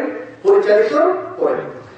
আপনি যদি সৌদি আরব থেকে যে ইমাম সাহেবকে বলেন, হুজুর এই ফরজ নামাজের পর প্রত্যেক দিন গিয়ে মুসল্লিদেরকে নিয়ে সম্মিলিত মুনাজাত করেন, আর কেউ মারা গেলে যে আপনি মিলাদ করতে যান, কোরআন খানি করেন, একটু মেহরবানি করে একটু দলিল দিবেন কি? তো আপনি কি বলবেন? তুমি বিদেশে যে ওয়াহাবি হয়ে গেছো। সে আপনার কথাও শুনবে না, এবং আপনি যদি কাউকে বুঝাতে চান, ওই হুজুর বলবে এই এর মাথা ঠিক নেই, এর কথা শুনবি না, এর কথা শুনবি না। তাহলে দিন গ্রহণ করতে বড় একটি বাধা হলো হুজুরেরা, বড় একটি বাধা হলো যারা সমাজে লিডার, তারা হলো বড় বাধা। এই বাধা শুধু আজকাল যুগের নয়, এই বাধা আগে থেকে আছে। আল্লাহ বলছেন রব্বানা ইন্না আতানা সাদাতানা ওয়া কুবারানা ফাআদাল্লুনা সাবিলা, জাহান্নামীরা বলবে আয় আল্লাহ আমার কি দোষ, আমি তো সমাজে যারা লিডার ছিল, নেতা ছিল, তারা যা বলেছে আমি তাই করেছি, তারা আমাদেরকে পথভ্রষ্ট করেছে। রব্বানা আতিহিম দিআফাইন মিনাল আযাব, আল্লাহ তুমি তাদেরকে ডবল আযাব দাও। আল্লাহ তাদেরকে ডবল আযাব দিবে, আল্লাহ আপনাকেও আযাব দিবে। তাহলে আল্লাহ নবী সাল্লাল্লাহু আলাইহি ওয়াসাল্লাম বলেন, কোরআনে মাজিদে সূরা তাওবা বলেন, ইত্তাখাযু আহবারাহুম ওয়া রুহবানাহুম আরবাবা মিন দুনিল্লাহ, ইহুদ এবং নাসারা তারা তাদের আলেমকে রব বানিয়েছে। তো আদী বিন হাতিম তিনি বলেন, হে আল্লাহ নবী সাল্লাল্লাহু আলাইহি ওয়াসাল্লাম, আমরা তো তাকে রব বলি না। বলছে তুমি তাকে রব বলো না। আচ্ছা বলো তো, তোমার হুজুর যদি একটা কাজ করতো, বলতো যে এটা হালাল, তুমি হারাম মনে করতে না? বলছে হ্যাঁ করতাম। তোমার হুজুর যদি বলে যে এটা হারাম, তুমি হারাম মনে করতে না? মনে করতাম। বলছে এটাই তুমি তার অন্ধ অনুসরণ করেছো, অন্ধ ভক্ত হয়ে তার যে আনুগত্য করেছো, এটাই তার গোলামি করা। কথা বুঝে আসলো? আল্লাহ সঠিক কথা কি বলছেন? ফাসআলু আহলা যিকরি ইন কুনতুম লা তা'লামুন বিল বাইয়িনাতি ওয়াজ জুবুর। নতুন দোকান করেছি, হুজুর যদি বলে যে মিলাদ করে আপনি বরকত হাসিল করুন, তাহলে হুজুরকে বলতে হবে তোমার এই মিলাদের আগে দলিল দেন। কথা বলেন, যে কোনো কাজের জন্য আমাকে কথা বলবে, বলবো তাকে আমাকে দলিল দেন। ওযু কেমনে করবো? দলিল সহকারে আমাকে শিখান। দলিল বলতে আপনি এতটুকু বলুন যে আল্লাহ নবী সাল্লাল্লাহু আলাইহি ওয়াসাল্লাম যেভাবে বলেছেন আমাকে সেইভাবে শিখান। ঠিক আছে? আমি নামাজ কিভাবে পড়বো? আল্লাহ নবী যেভাবে শিখেছেন আমাকে সেভাবে শিখান। তো সেই ক্ষেত্রে আপনাকে ভুল পথ কারা দেখিয়ে দিচ্ছে? আলেম সমাজ। আজকে আমাদের দেশে কেন্দ্রীয় মসজিদে জুতা মারামারি হয় কেন? এক দল বলে এই হুজুর এই ফাসেক, এই মুসলমানের কাফের, আর ওর দল যখন হুজুর আসে সে আবার তাকেও ফাসেকের হুকুম দিয়ে দেয়। কারণ আছে, সে ন্যাশনাল মসজিদের ইমাম হোক আর যে কেউ হোক না কেন, যাদের আকীদা সঠিক নয়, যাদের আমলের ভিতরে বেদাত ভরা, তুমি কেন্দ্রীয় মসজিদ কেন, সারা দুনিয়ার ইমাম যদি তোমাকে বানিয়ে দেওয়া হয়, এই ইমামও তোমাকে নাজাত দিতে পারবে না। এটা আল্লাহর পক্ষ থেকে তোমার উপর আরো বেশি অভিশাপ। আল্লাহ তোমাকে শক্ত করে ধরার জন্য তোমার গুনাহ এবং তুমি আরো যত মানুষকে বরভস্ত করেছো, এই সকল মানুষের গুনাহ আল্লাহ তোমার উপর বহন করার জন্য তোমাকে বড় দায়িত্ব দিয়েছে। কথা বুঝে আসলো? আজকে যদি আলেম সমাজ, আমাদের দেশে যারা দায়িত্বশীল নেতা যারা আছে, এক ভাই আবেগে বলেছেন যে ওনারা হক কথা কেন বলেন না, সত্য কথা, যে তারা যদি জুমার খুতবাটি দিত কোরআন এবং হাদিস থেকে, তারা যদি জুমার খুতবায় তাফসীরের কথা বলতো, জুমার খুতবায় হাদিসের কথা বলতো, আর সেখানে না কোনো কোরআনের আয়াত, না কোনো হাদিস, অমুক পীর কি করেছে, অমুক কি করেছে, কিসসা কাহিনী, এই বানাওয়াট। আল্লাহ আকবার। একজন ব্যক্তি, আমি বগুড়ায় একটা খুতবা শুনতে গিয়েছি, উনি বলছেন মুসা আলাইহিস সালাম, উনি সুর দিয়ে ওয়াজ করেন, মানুষকে মাথায় আনেন। বলছেন মুসা আলাইহিস সালামের যুগে একজন ব্যক্তি মারা গেছে, আর ওই ব্যক্তি কি কোনোদিন নামাজ পড়তো না, কোনোদিন ইবাদত বন্দেগি করতো না, মানুষেরা তার উপর রাগ করে বলছে তাকে জানাজা না পড়ে তাকে দাফন করে আসছে।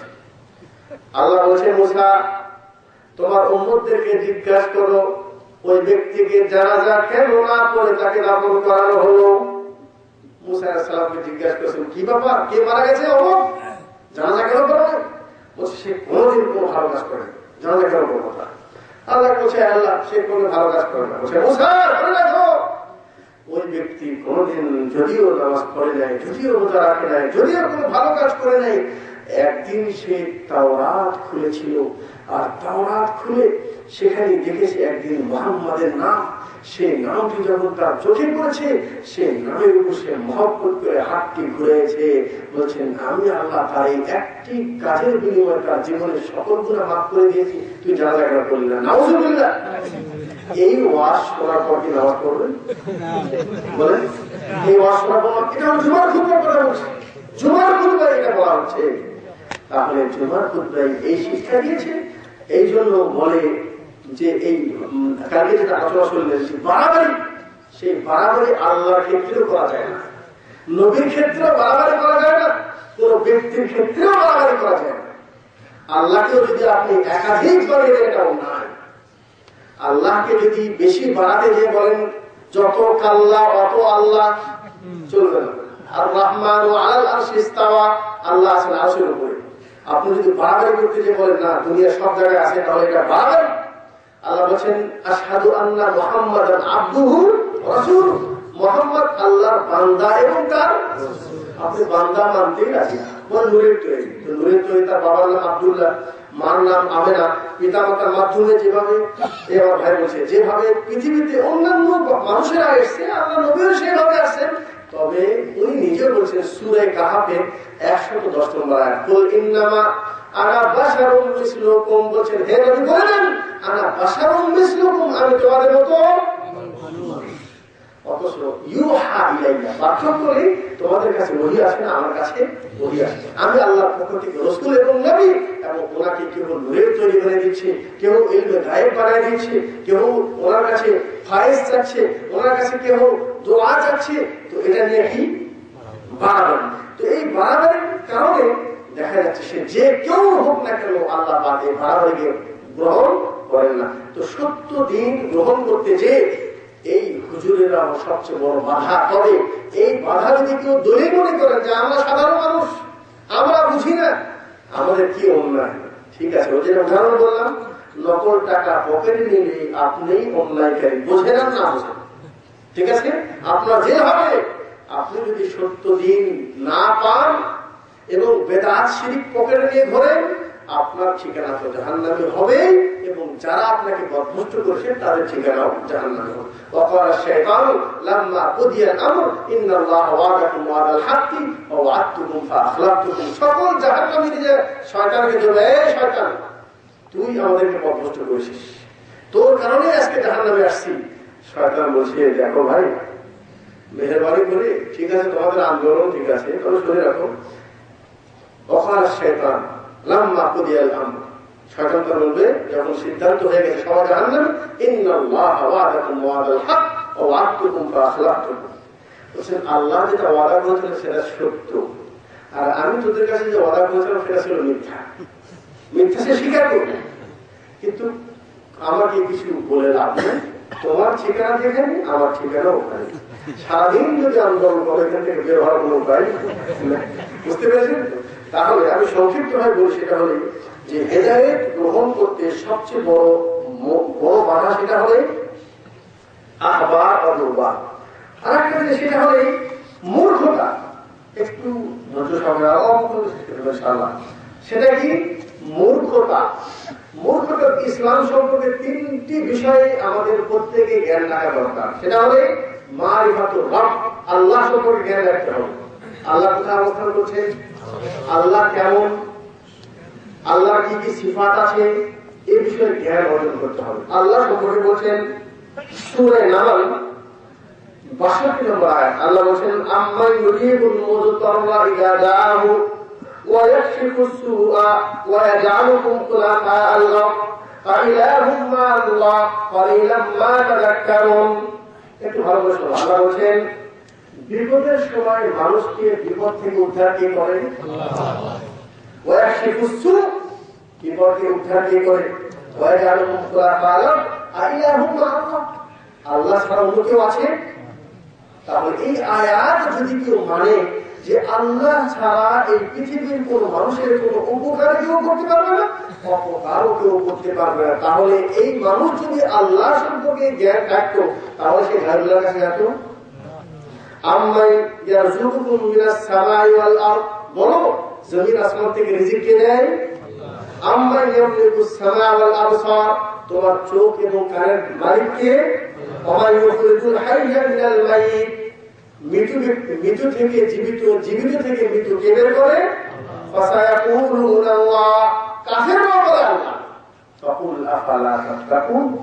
আল্লাহ বলছেন হে নবী বলে দেন আফালা তাত্তাকুন, তোমার কি কোনো আল্লাহ সম্পর্কে ভয় নেই?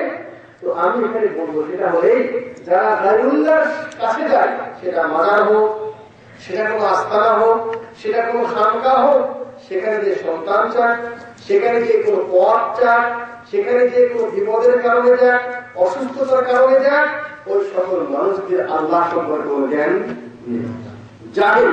দ্বিতীয় নম্বর সেটা হলেন রাসূল। রাসূলকে যেটা বললাম নূরের তৈরি একটা মিথ্যা, আল্লাহর মানুষ ছিলেন এবং উনি ওনার প্রতি ঈমান নিয়ে আসতে হবে, ওনাকে ভালোবাসতে হবে, এখানে আলোচনা করেছি। এই নতুন সম্পর্কে মানুষের জ্ঞান নেই। মুখে বলি মুহাম্মদ রাসূলুল্লাহ, আর মানতে যে মুহাম্মদকে না মেনে আমি আরো শত মানুষকে মেনে চলছি, তাহলে এই দাবির কোনো অর্থ নেই। তৃতীয় হলে মারিফাতুদ দ্বীন। দ্বীন কি? শরীয়ত কি? আমি আপনাদেরকে আলোচনা করে বলেছি শরীয়ত হলো ওহী, ঠিক আছে? ওহী ছাড়া তৃতীয় কোনো জিনিস নেই।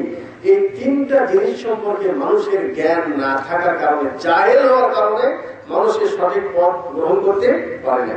এরপরে যেটা বিষয় সেটা হলো এই মাযহাব নিয়ে বাড়াবাড়ি করা, তাকলিদ, অন্ধ ভক্ত হওয়ার কারণ। সেই অন্ধ ভক্ত আপনি বক্তার হন, হ্যাঁ মাশাআল্লাহ বিশাল বক্তা, বলছেন আন্তর্জাতিক খ্যাতি সম্পন্ন। আমরা বলি আন্তর্জাতিক খ্যাতি নয়, আন্তর্জাতিক ক্ষতি সম্পন্ন। এর মানবেন? এটা মানবেন? আপনি শুধু ইন্টারনেটে ক্লিক করেন, যুক্তিবাদী নামে দেখেন কত মিথ্যা কথা শুনবেন, সেখানে দেখেন একটা কথা। যত ওয়াজ করবে এই জাতীয় আলেম যারা আছে, যত ওয়াজ করবে এই শতকরা ৯৫ কথা সম্পূর্ণ মিথ্যা, একেবারে বানাও, একেবারে বানাও। আমি তার একদিন ইন্টারনেটে প্রোগ্রাম শুনছি, যার বিষয়ে ইশারা করলাম। সে বলছেন ওমর রাদিয়াল্লাহু তাআলা উনি একদিন ফজরের নামাজ পড়ে বসেছিলেন যায় নামাজে। তো ফজরের মানে সূর্য ওঠা পর্যন্ত ইশরাক করার জন্য বসে আছেন।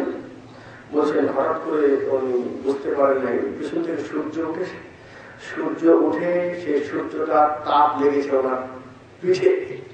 তো উনি বিরক্ত বোধ করে উনি এইভাবে তাকাইছেন হাত করে সূর্যের দিকে।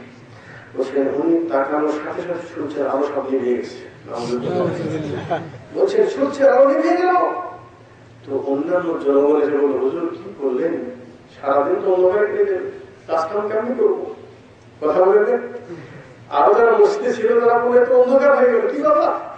বলছেন হুজুর এত মুশকিল হয়ে গেল, দিলে তো কোনো আলো পাবো না। এরপর উনি আবার একটু হেসে যখন আবার পিছনে তাকাই আবার সূর্য উঠলেন। এটা কোনো মানে গোপনে কোনো ঘরের ভিতরে আলোচনা নয়, ইন্টারনেট এখন সব দুনিয়ার প্রান্ত পর্যন্ত পৌঁছায় দিয়েছে। এগুলি একজন বক্তাকে, আমাকে তো আপনাকে বক্তব্য শুনাতে জুস খাওয়াচ্ছি, পানি পান করাচ্ছি, বিস্কুট খাওয়াচ্ছি, আপনার কাছ থেকে 1 টাকাও নেব না ইনশাআল্লাহ। হ্যাঁ, আর আমাদের দেশে এইগুলি বক্তাকে দেখলে আপনাকে প্রথমে বাজেট ঠিক করতে হবে, 10,000, 15,000, 20,000। এরপর যখন তারিখ নেবেন তখন একটা তাকে কিছু আগে দিতে হবে কনফার্ম। আর যেটা দিবেন 10,000 আগে দিলেন, যদি কোন কারণে আলোচনা না হয় তাহলে এটা আপনি দাবি করতে পারবেন না। এটা হল প্রথম শর্ত। দ্বিতীয় শর্ত, প্যাডের নিচে লেখা থাকবে যে খাদ্য দিবেন গরম দুধ থাকতে হবে, দেশি মুরগি থাকতে হবে, কি কি মাছ খাবেন, দেশীয় মাছ, এই সব কিছু শর্ত এখানে মানবেন। এরপরে তাদের এই হাজার হাজার গরিবের টাকা তুলে তাদেরকে স্টেজে বসায় যে আলোচনা শুনবেন, সেই আলোচনা শতকরা 95 আলোচনা, 95% আলোচনা হলো মিথ্যা আলোচনা। ও আশ্চর্য হয়ে যাবেন। আমি এই এখন তো মাশাআল্লাহ ইন্টারনেটের যুগ হয়ে কেমন ধরনের কথাবার্তা সব বলে, কোন হাদিসের বন্ধ হয়নি। ওই সময় আয়াত পরে কিন্তু ব্যাখ্যা আর দিকে নিয়ে চলে যায়, হাদিস বলে কিন্তু হাদিসের কোন বন্ধ হয়নি। কোন কিতাবে আছে সেটা তো বলে কিতাবে আছে, বলে কিতাবে আছে, কোন কিতাবে আছে সেটা বলো, সেটা বলে না। তো আমি বললাম সেটা বলে এই ক্ষেত্রে আমাদের দেশে যখন যে বলা যায় যে দেখুন আমলের ক্ষেত্রে যদি বলা যায়, তখন আমাদের সামনে বড় একটি বাধা হয়ে আসে, সেটা অন্ধ ভক্ত। মানুষ কোনো বক্তার ভক্ত, কেউ কোনো আলেমের ভক্ত, কেউ কোনো পীরের ভক্ত, যে যার ভক্ত তার বিরুদ্ধে কিছু বলা যাবে না। আর একটা জিনিস সেটা হলেই যে আমাদের দেশে বলা হয় যে আমরা 4 মাযহাবের অনুসারী। বলে 4 মাযহাব 100 মকসুদুল মুমিনে লেখা আছে, 130টি ফরজ নাকি শরীয়তে, আর তার ভিতরে 4 মাযহাব মানা এটাও 4টা ফরজ। তো ফরজ 4টা মানো করা তুমি মানে একটা মাযহাব। বলে 4টা ফরজ কিন্তু মানে একটা। আর যদি বলে যে 4টাই সঠিক, আর তাদের কিতাবে যে আমার সামনে মৌলানা সাহেব আছেন, ইনি একটা প্রসিদ্ধ মানুষ, উনি বলেছেন শিক্ষক ছিলেন, ওনারা সবই বলবে যে ইমাম শাফিও ঠিক, হাম্বলিও ঠিক, মালিকিও ঠিক, হানাফিও ঠিক, সব ঠিক, যে কোনো একটা মানলেই হয়। আর হেদায়েত যদি পড়েন, ওদের সবচেয়ে গ্রহণযোগ্য কিতাব কোরআনের পর বলছেন আর হেদায়েতুল কোরআন, হেদায়েত হলো কোরআনের মতো তাদের কাছে। এই হেদায়েত প্রথম থেকে শেষ পর্যন্ত শুধু দ্বন্দ্ব, শাফি আর হানাফি, শাফি আর হানাফি, শাফি আর হানাফি, ঠিক আছে। প্রত্যেক ক্ষেত্রে হানাফি মাযহাবকে ডাউন, শাফি মাযহাবকে ডাউন দেওয়া হয়েছে। শাফি মাযহাব করুন ওই একই অবস্থা, হানাফিকে ডাউন দেওয়া হয়েছে। মক্কায় 4টা মুসল্লা ছিল, হানাফি আযান দিলে শাফিরা আসে না। তো হানাফি আযান দিয়ে নামাজ পড়ে যায়, পরে শাফি দেশে আযান দিয়ে আবার নামাজ পড়ে, হাম্বলি। এই অবস্থা এই দেশে রয়েছে। এটা কি কারণ? অন্ধ তাকলিদ, মাযহাবকে কেন্দ্র করে। এরপরে এই দেশে মুহাম্মদ বিন আব্দুল ওয়াহাবের প্রচেষ্টায় এবং তার পূর্বে মুহাম্মদ বিন সৌদ, এদের প্রচেষ্টায় বলছেন ইসলাম এক, রাসূল এক, দ্বীন এক, আযান হবে একবার, জামাত হবে সকলে একসঙ্গে। কিন্তু এটা কেন কথা বলেন? এখন যদি বলে সবই ঠিক, দেশে যে একটু সুন্দরভাবে বুকে হাত বেঁধে যদি নামাজ পড়ে, তো ইমামের খাওয়া হজম হবে না, যে এই করতে আসলো। আর যদি কোনদিন জোরে একটু আমি বলে ফেলেন, যদিও আল্লাহ নবী বলছেন যে ইহুদিরা কিয়ামতের আল্লাহ নবীর যুগে সাহাবা ইকরাম এত বেশি জোরে আমিন বলতেন যে আওয়াজটা একেবারে গুজে উঠতে বসছে, যেমন এখন যেরকম হয়। এবং এই আওয়াজটা শুনে, আমিনের আওয়াজ শুনে ইহুদিরা সবচেয়ে বেশি রাগান্বিত হতো। আপনিও বাস্তবে যে আপনার এলাকার মসজিদে একবার জোরে আমিন বলে দেখুন, দেখুন আপনার প্রতি কিভাবে টানা একেবারে ফেরা চোখ দিয়ে আপনাকে টাকাবে। যদি বুখারীর হাদিস আপনার তাদের সামনে তুলে দেন যে আল্লাহ ইসলাম জাহারা বিহা সাউতাহু, এই আমিনের সাথে ওনার আওয়াজকে উঁচু করেছেন, বলছেন কোনো কথা মানি না, হানাফি মাযহাবে আস্তে বলতে হবে। তাই আস্তে বল কিন্তু বলেন না,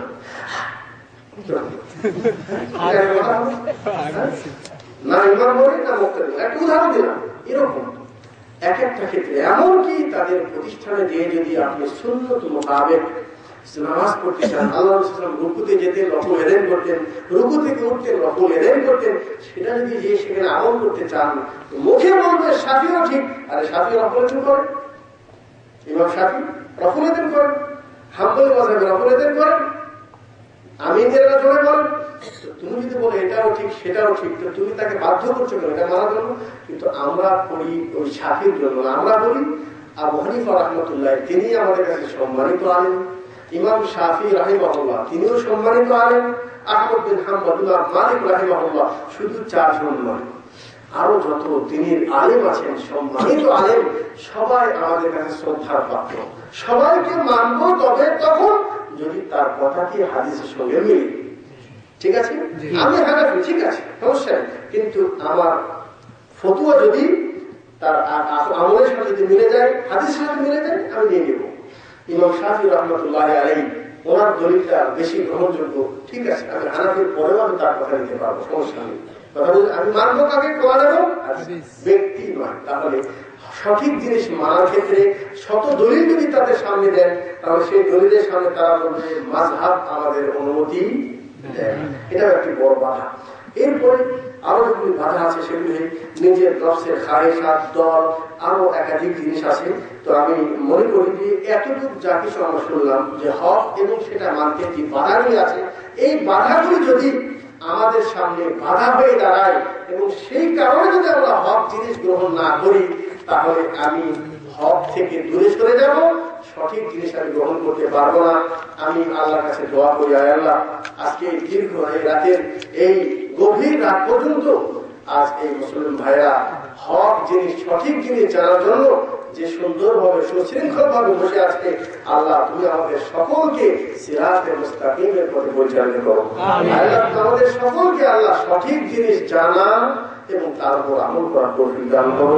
আল্লাহ যেই পথে চললে মানুষ দুনিয়ায় এবং আখিরাতে পুরস্কৃত হবে, তোমার নবী এবং রাসূলের পথ, আল্লাহ তুমি দয়া করে, রহম করে, আল্লাহ তুমি সেই সঠিক পথ আমাদেরকে চেনার তৌফিক দান করো এবং সেই মোতাবেক আমল করার তৌফিক দান করো।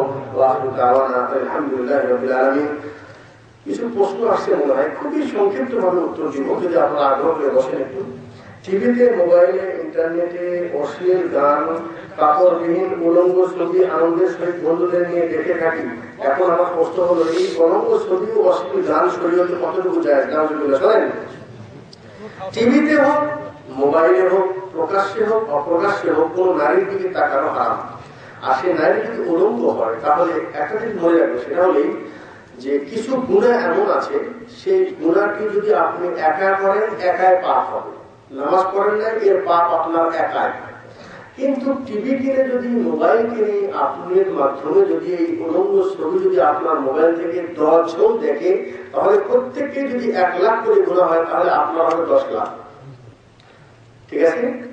মান দাআ ইলা হুদান ফালাহু মিসলু আজরি ফাইলি। যে ব্যক্তি ভালো কাজের আহ্বান করবে, যে তার কথা শুনে আমল করবে, তার সব তাকেই দেওয়া হবে। আর খারাপ জিনিস যে সমাজে পরিচালিত করবে, তারা যত মানুষ সেই খারাপ জিনিসের উপর আমল করবে, সকলের গুনাহ তাকে বহন করতে হবে।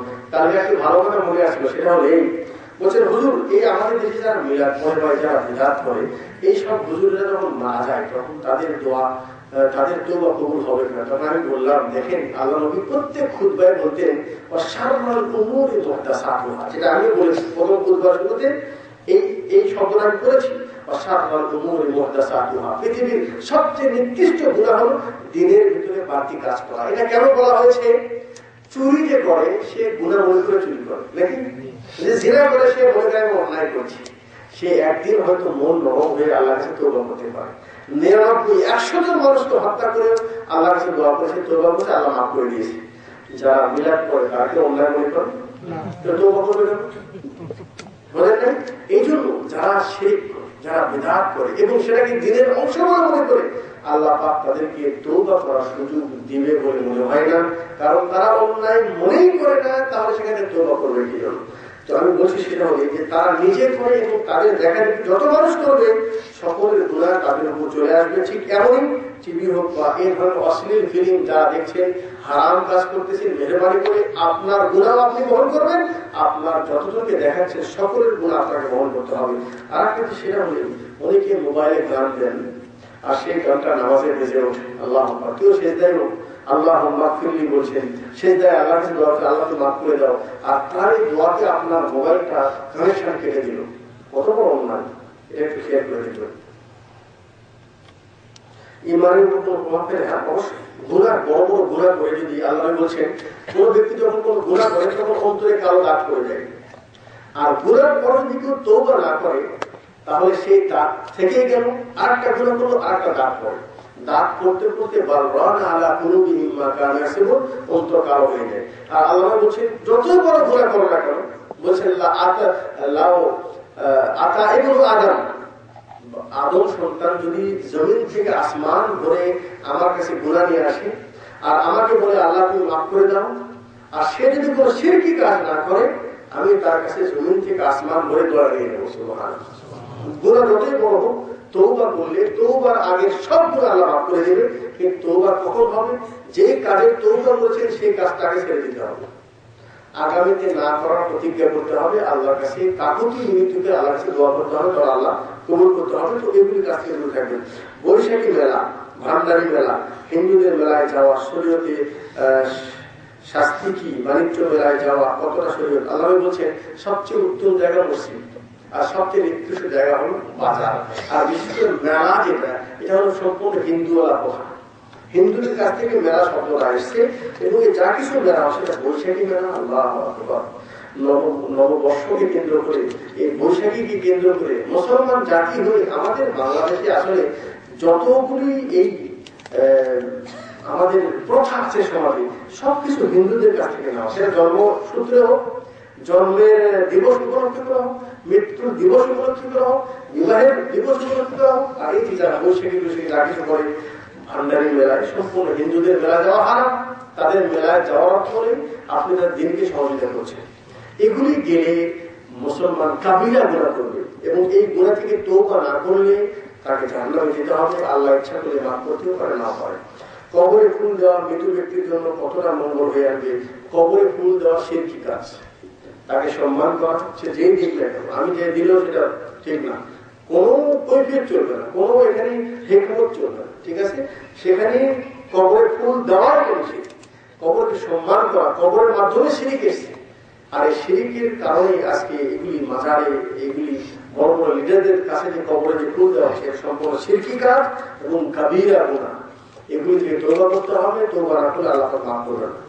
হস্তমৈথুন করলে আল্লাহ কি শাস্তি দেবেন মুছিয়ে বলবেন। হস্তমৈথুন এটাও শরীরে হারাম। আল্লাহ পাক আপনার শরীরকে এবং সেটাকে সঠিক পন্থায় ব্যবহার করার আল্লাহ পাক সেটা পন্থা দিয়ে দিয়েছেন। বলছেন ইয়া মাশাআল শাবাব মান ইসতাতা মিনকুল বাআতা ফালিয়াতাসাওয়াজ, হে যুবক তুমি সমর্থ করে তুমি বিবাহ করো। কারণ বিদেশে আসছেন, যেটাই হোক না কেন, ইমানকে বাঁচানোর জন্য প্রয়োজন আপনাকে ত্যাগকে করতে হবে, ধৈর্য ধারণ করতে হবে। কিন্তু হস্তমৈথুন করা এটা শরীরে হারাম, এটা জায়েজ নয়। আপনজন অন্যায় করলে সেই অন্যায়কে অন্যায় মনে করা করলে ইমানের উপর কতটা প্রভাব পড়বে। অন্যায় সেটা আপনজন করুক বা অন্য কেউ করুক, তবে এক্ষেত্রে সেটা হলে কোন আত্মীয় যদি আমাকে আমার আত্মীয়তা বন্ধন কেটে দেয়, আমার সঙ্গে অসৎ আচরণ করে, তখন আমার ইমানের দায়িত্ব যে আমি যেন আত্মীয়তা বন্ধন না ছিন্ন করি, এবং তারা খারাপ ব্যবহার করলেও আমি তাদের সঙ্গে ভালো ব্যবহার করবো। এটা শরীয়তের বিধান। কিন্তু তারা যদি কোনো অশ্লীল কাজ করার জন্য আমাকে হুকুম দেয়, তো সেই ক্ষেত্রে তাদের সাথে সম্পর্ক রাখা বলতে দিনের কারণে তাদের ওই কাজটাকে ছাড়ানোর জন্য তাকে তার থেকে পিছিয়ে হয়ে যেতে হবে।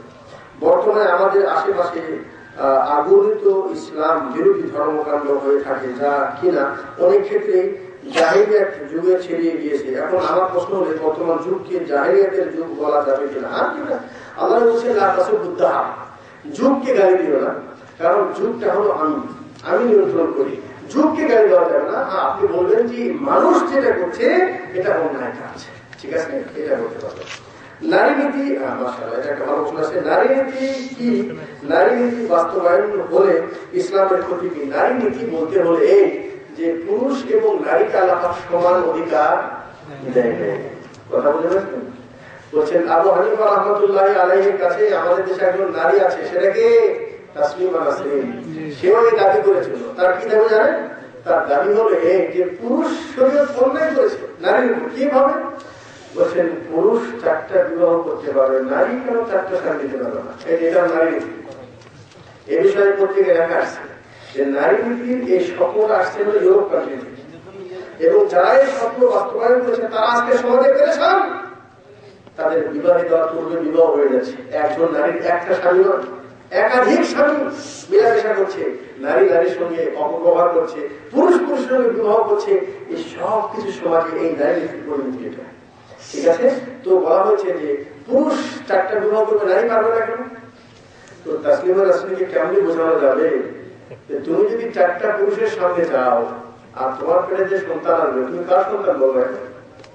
এটা থেকে একটা প্রশ্ন করা হচ্ছে আবু হানিফা রাহমাতুল্লাহ আলাইহি, তার মেয়ে এই প্রশ্ন করেছিল কোন একজন ব্যক্তি যে পুরুষ 4টা বিবাহ করতে পারবে তো নারী কেন পারবে না?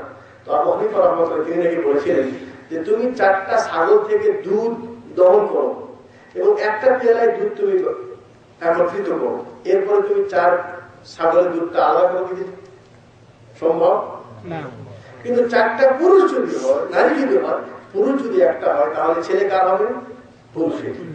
এগুলি হলো নারী নীতি। শরীয়ত আমাদেরকে যে নারীদেরকে সম্মান করেছে, অকার লাফিয়ে বিরতি করো না, বাড়িতে অবস্থান করো, ওরা কাবার রোজ না কাবার রোজা জাহিলিয়াতিন উলা, পূর্বে জাহিলিয়াতের মতো তোমরা বাইরে বের করো না। আর নারী নীতি আপনাকে যেটা শিখাবে সেটা হলে পুরুষ ব্যাংকে চাকরি করবে, নারীও হবে, পুরুষ পুলিশ হবে, নারীও হবে, পুরুষ যা করবে সেও কোথায় করতে পারবে। আপনি স্বামী হয়ে বাধা যদি দিতে যান তাহলে আদালতে আপনাকে দোষী বলে সাব্যস্ত করা হবে। এগুলো হলো নারী নীতি। কথা বুঝে আসলো? তো আজকে আমাদের বড় দুঃখের বিষয়, মুসলিম দেশ সারা বিশ্বের 2য় নম্বর বৃহত্তম মুসলিম দেশ, আর সেই দেশের মুসলমানের অবস্থা হলো এই যে আমরা সরাসরি শরীয়ত বিরোধী আইন মুসলমানরা বসে সেখানে পাশ করছে। আল্লাহ তাদের যে কেমন ধরনের শাস্তি দিবে। তবে এই ক্ষেত্রে যারা নাকি কলমের মাধ্যমে এবং হক কথা তাদের বিরুদ্ধে যারা, তবে এটার কারণে যে হরতাল করা, গাড়ি ভাঙা, এটা কোনো মতে যায় না। কথা বলেছেন? হ্যাঁ, আল্লাহ বলছেন মান রাআ মিনকুম ফালইউগাইরু বিয়াদিহি, তোমার ক্ষমতা থাকলে হাত দিয়ে বাধা দাও, তাকে দেখতে দিও না, আর না হলে মুখে বাধা দাও, আর না হলে অন্তরে ঘৃণা করো।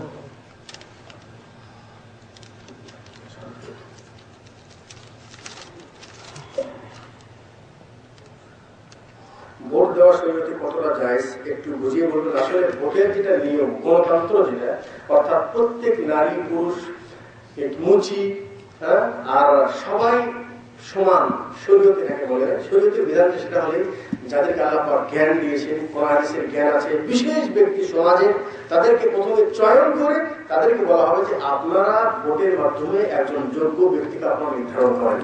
ঠিক আছে, আল্লাহ পাক তাদেরকে জ্ঞান দিয়েছে, সেই জ্ঞানের আলোকে তারা সঠিক ব্যক্তিকে নির্বাচিত করবে। কিন্তু এখন যে সবাইকে গণতন্ত্রের মাধ্যমে হুকুম কাজ করবে আল্লাহ, আর গণতন্ত্রের নিয়ম হলে যে জনগণ যা করবে সরকার তাই করতে হবে। তো শরীয়তে এটা হারাম, এটা জায়েজ নেই। ঠিক আছে, তো সেই ক্ষেত্রে আমরা বলবো যে আপনি যদি ভোট দেন আর সেই ভোটে আসার পর যদি কোনো ব্যক্তি অশ্লীল কাজ করে, অন্যায় করে, তাহলে যে ব্যক্তি খারাপ কাজে সহযোগিতা করলো তার জন্য হতে হবে।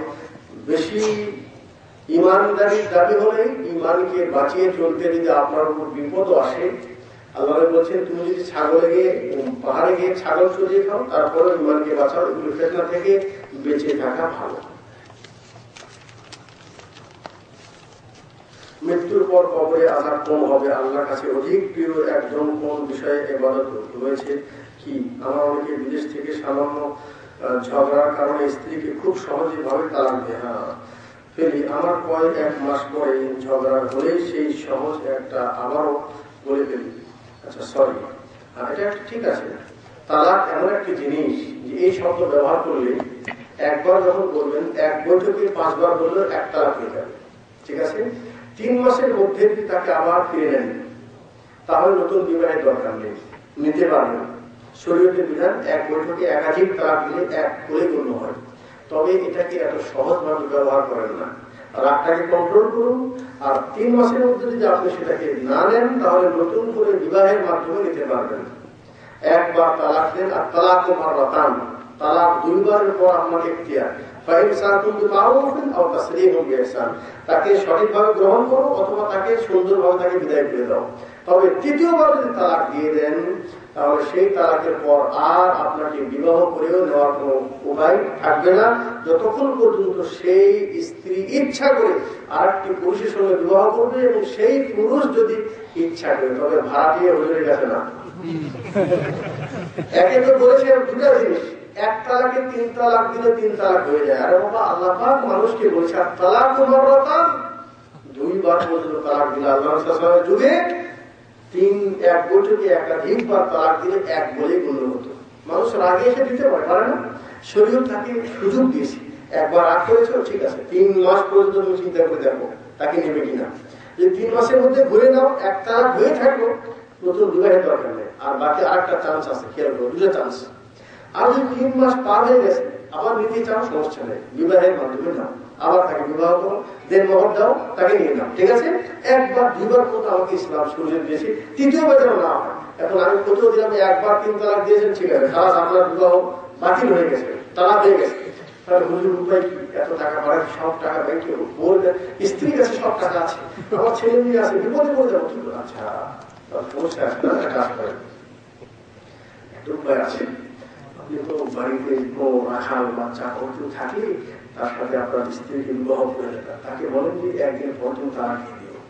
এরকম বহু চালাক আছে, বহু চাকর, ঠিক আছে, কৌশলে বিবাহ করে নেওয়া বলছে খালাস আমার স্ত্রী, তারা দিব না, ঠিক আছে। এরকম যদি বুদ্ধিমান কিছু রাখাল আমাদের দেশে তৈরি হয়ে যায়, তাহলে এই হিলাটা বাতিল হয়ে যায়।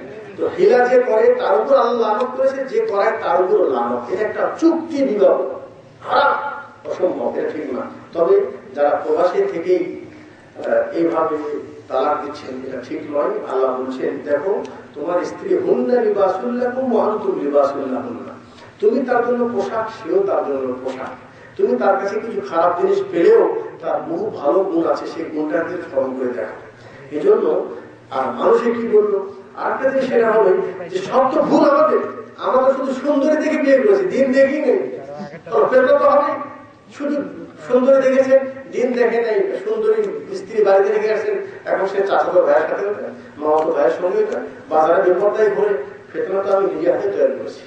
বাড়িতে পর্দার ব্যবস্থা করি, 100 টাকা পাঠাচ্ছি, টাকা দিয়ে গহনা কিনতেছে, ভালো দামি করতে শাড়ি কিনে দিচ্ছেন, কিন্তু আপনার বাড়ির বাউন্ডারি করে দিলেন না, ভিতরে টিউবওয়েলের ব্যবস্থা করেন নাই, গোসলের ব্যবস্থা করেন নাই, গোসল করতে যায় পুকুরে, তো তার এই নবভঙ্গ শরীর দেখে তো মানুষ তার মধ্যে আকৃষ্ট হবে। সবকিছু দায়ী হলো আমি এবং আপনি। আমি যদি স্ত্রীকে বলি যে তুমি বাড়ির ভিতরে থাকো, পর্দা ছাড়া বাইরে যেতে পারবে না, নামাজ পড়ো, এই সব কিছু যদি আমি নিজেই তাদেরকে গাইড দেই, তো যে নারী নেককার সে কোনদিন আরেকজনের হাতে যাবে না। আমরা অনেকে অপরিচিত মেয়েদের সাথে কোনো কথা বলে হাজার হাজার রিয়াল ফোন করে বিল দিয়ে থাকি, নাউজুবিল্লাহ। কোন পুরুষ কোন নারীকে কথা তখন বলতে পারবে, দেখেন, কোন নারীকে সালাম করতে পারলে তখন যদি ফিতনার ভয় না থাকে। মুহররম যারা, তাদের সঙ্গে বিবাহ জায়েজ নেই, মা আছে, খালা আছে, বোন আছে, ভাতিজি আছে, এদের সঙ্গে বিবাহ জায়েজ নেই, এদেরকে সালাম দেওয়া যাবে, তারাও সালাম দিবে। আর নারী আজনবী নারীদেরকে সালাম তখন দিতে পারবেন যদি ফিতনার ভয় না, আর যদি ফিতনার ভয় হয় তাহলে সেও সালাম দিত না, আপনিও দিতেন। আর সেখানে যদি মোবাইলে হাজার হাজার গল্প করেন, তো এটাকে আমরা জায়েজ করতে পারবো? এটা হারাম।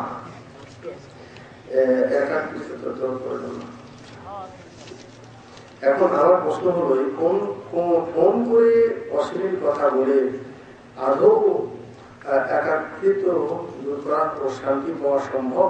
এ ব্যাপারে ইসলাম কি বলে বুঝিয়ে বলে খুশি বলেন। বলছেন যে এইভাবে টাকা নষ্ট করেছেন, আল্লাহ পাক আপনাকে জিজ্ঞাসা করবে, আমি আপনাকে সুস্থ দিয়েছি, টাকা দিয়েছি, সব আল্লাহ।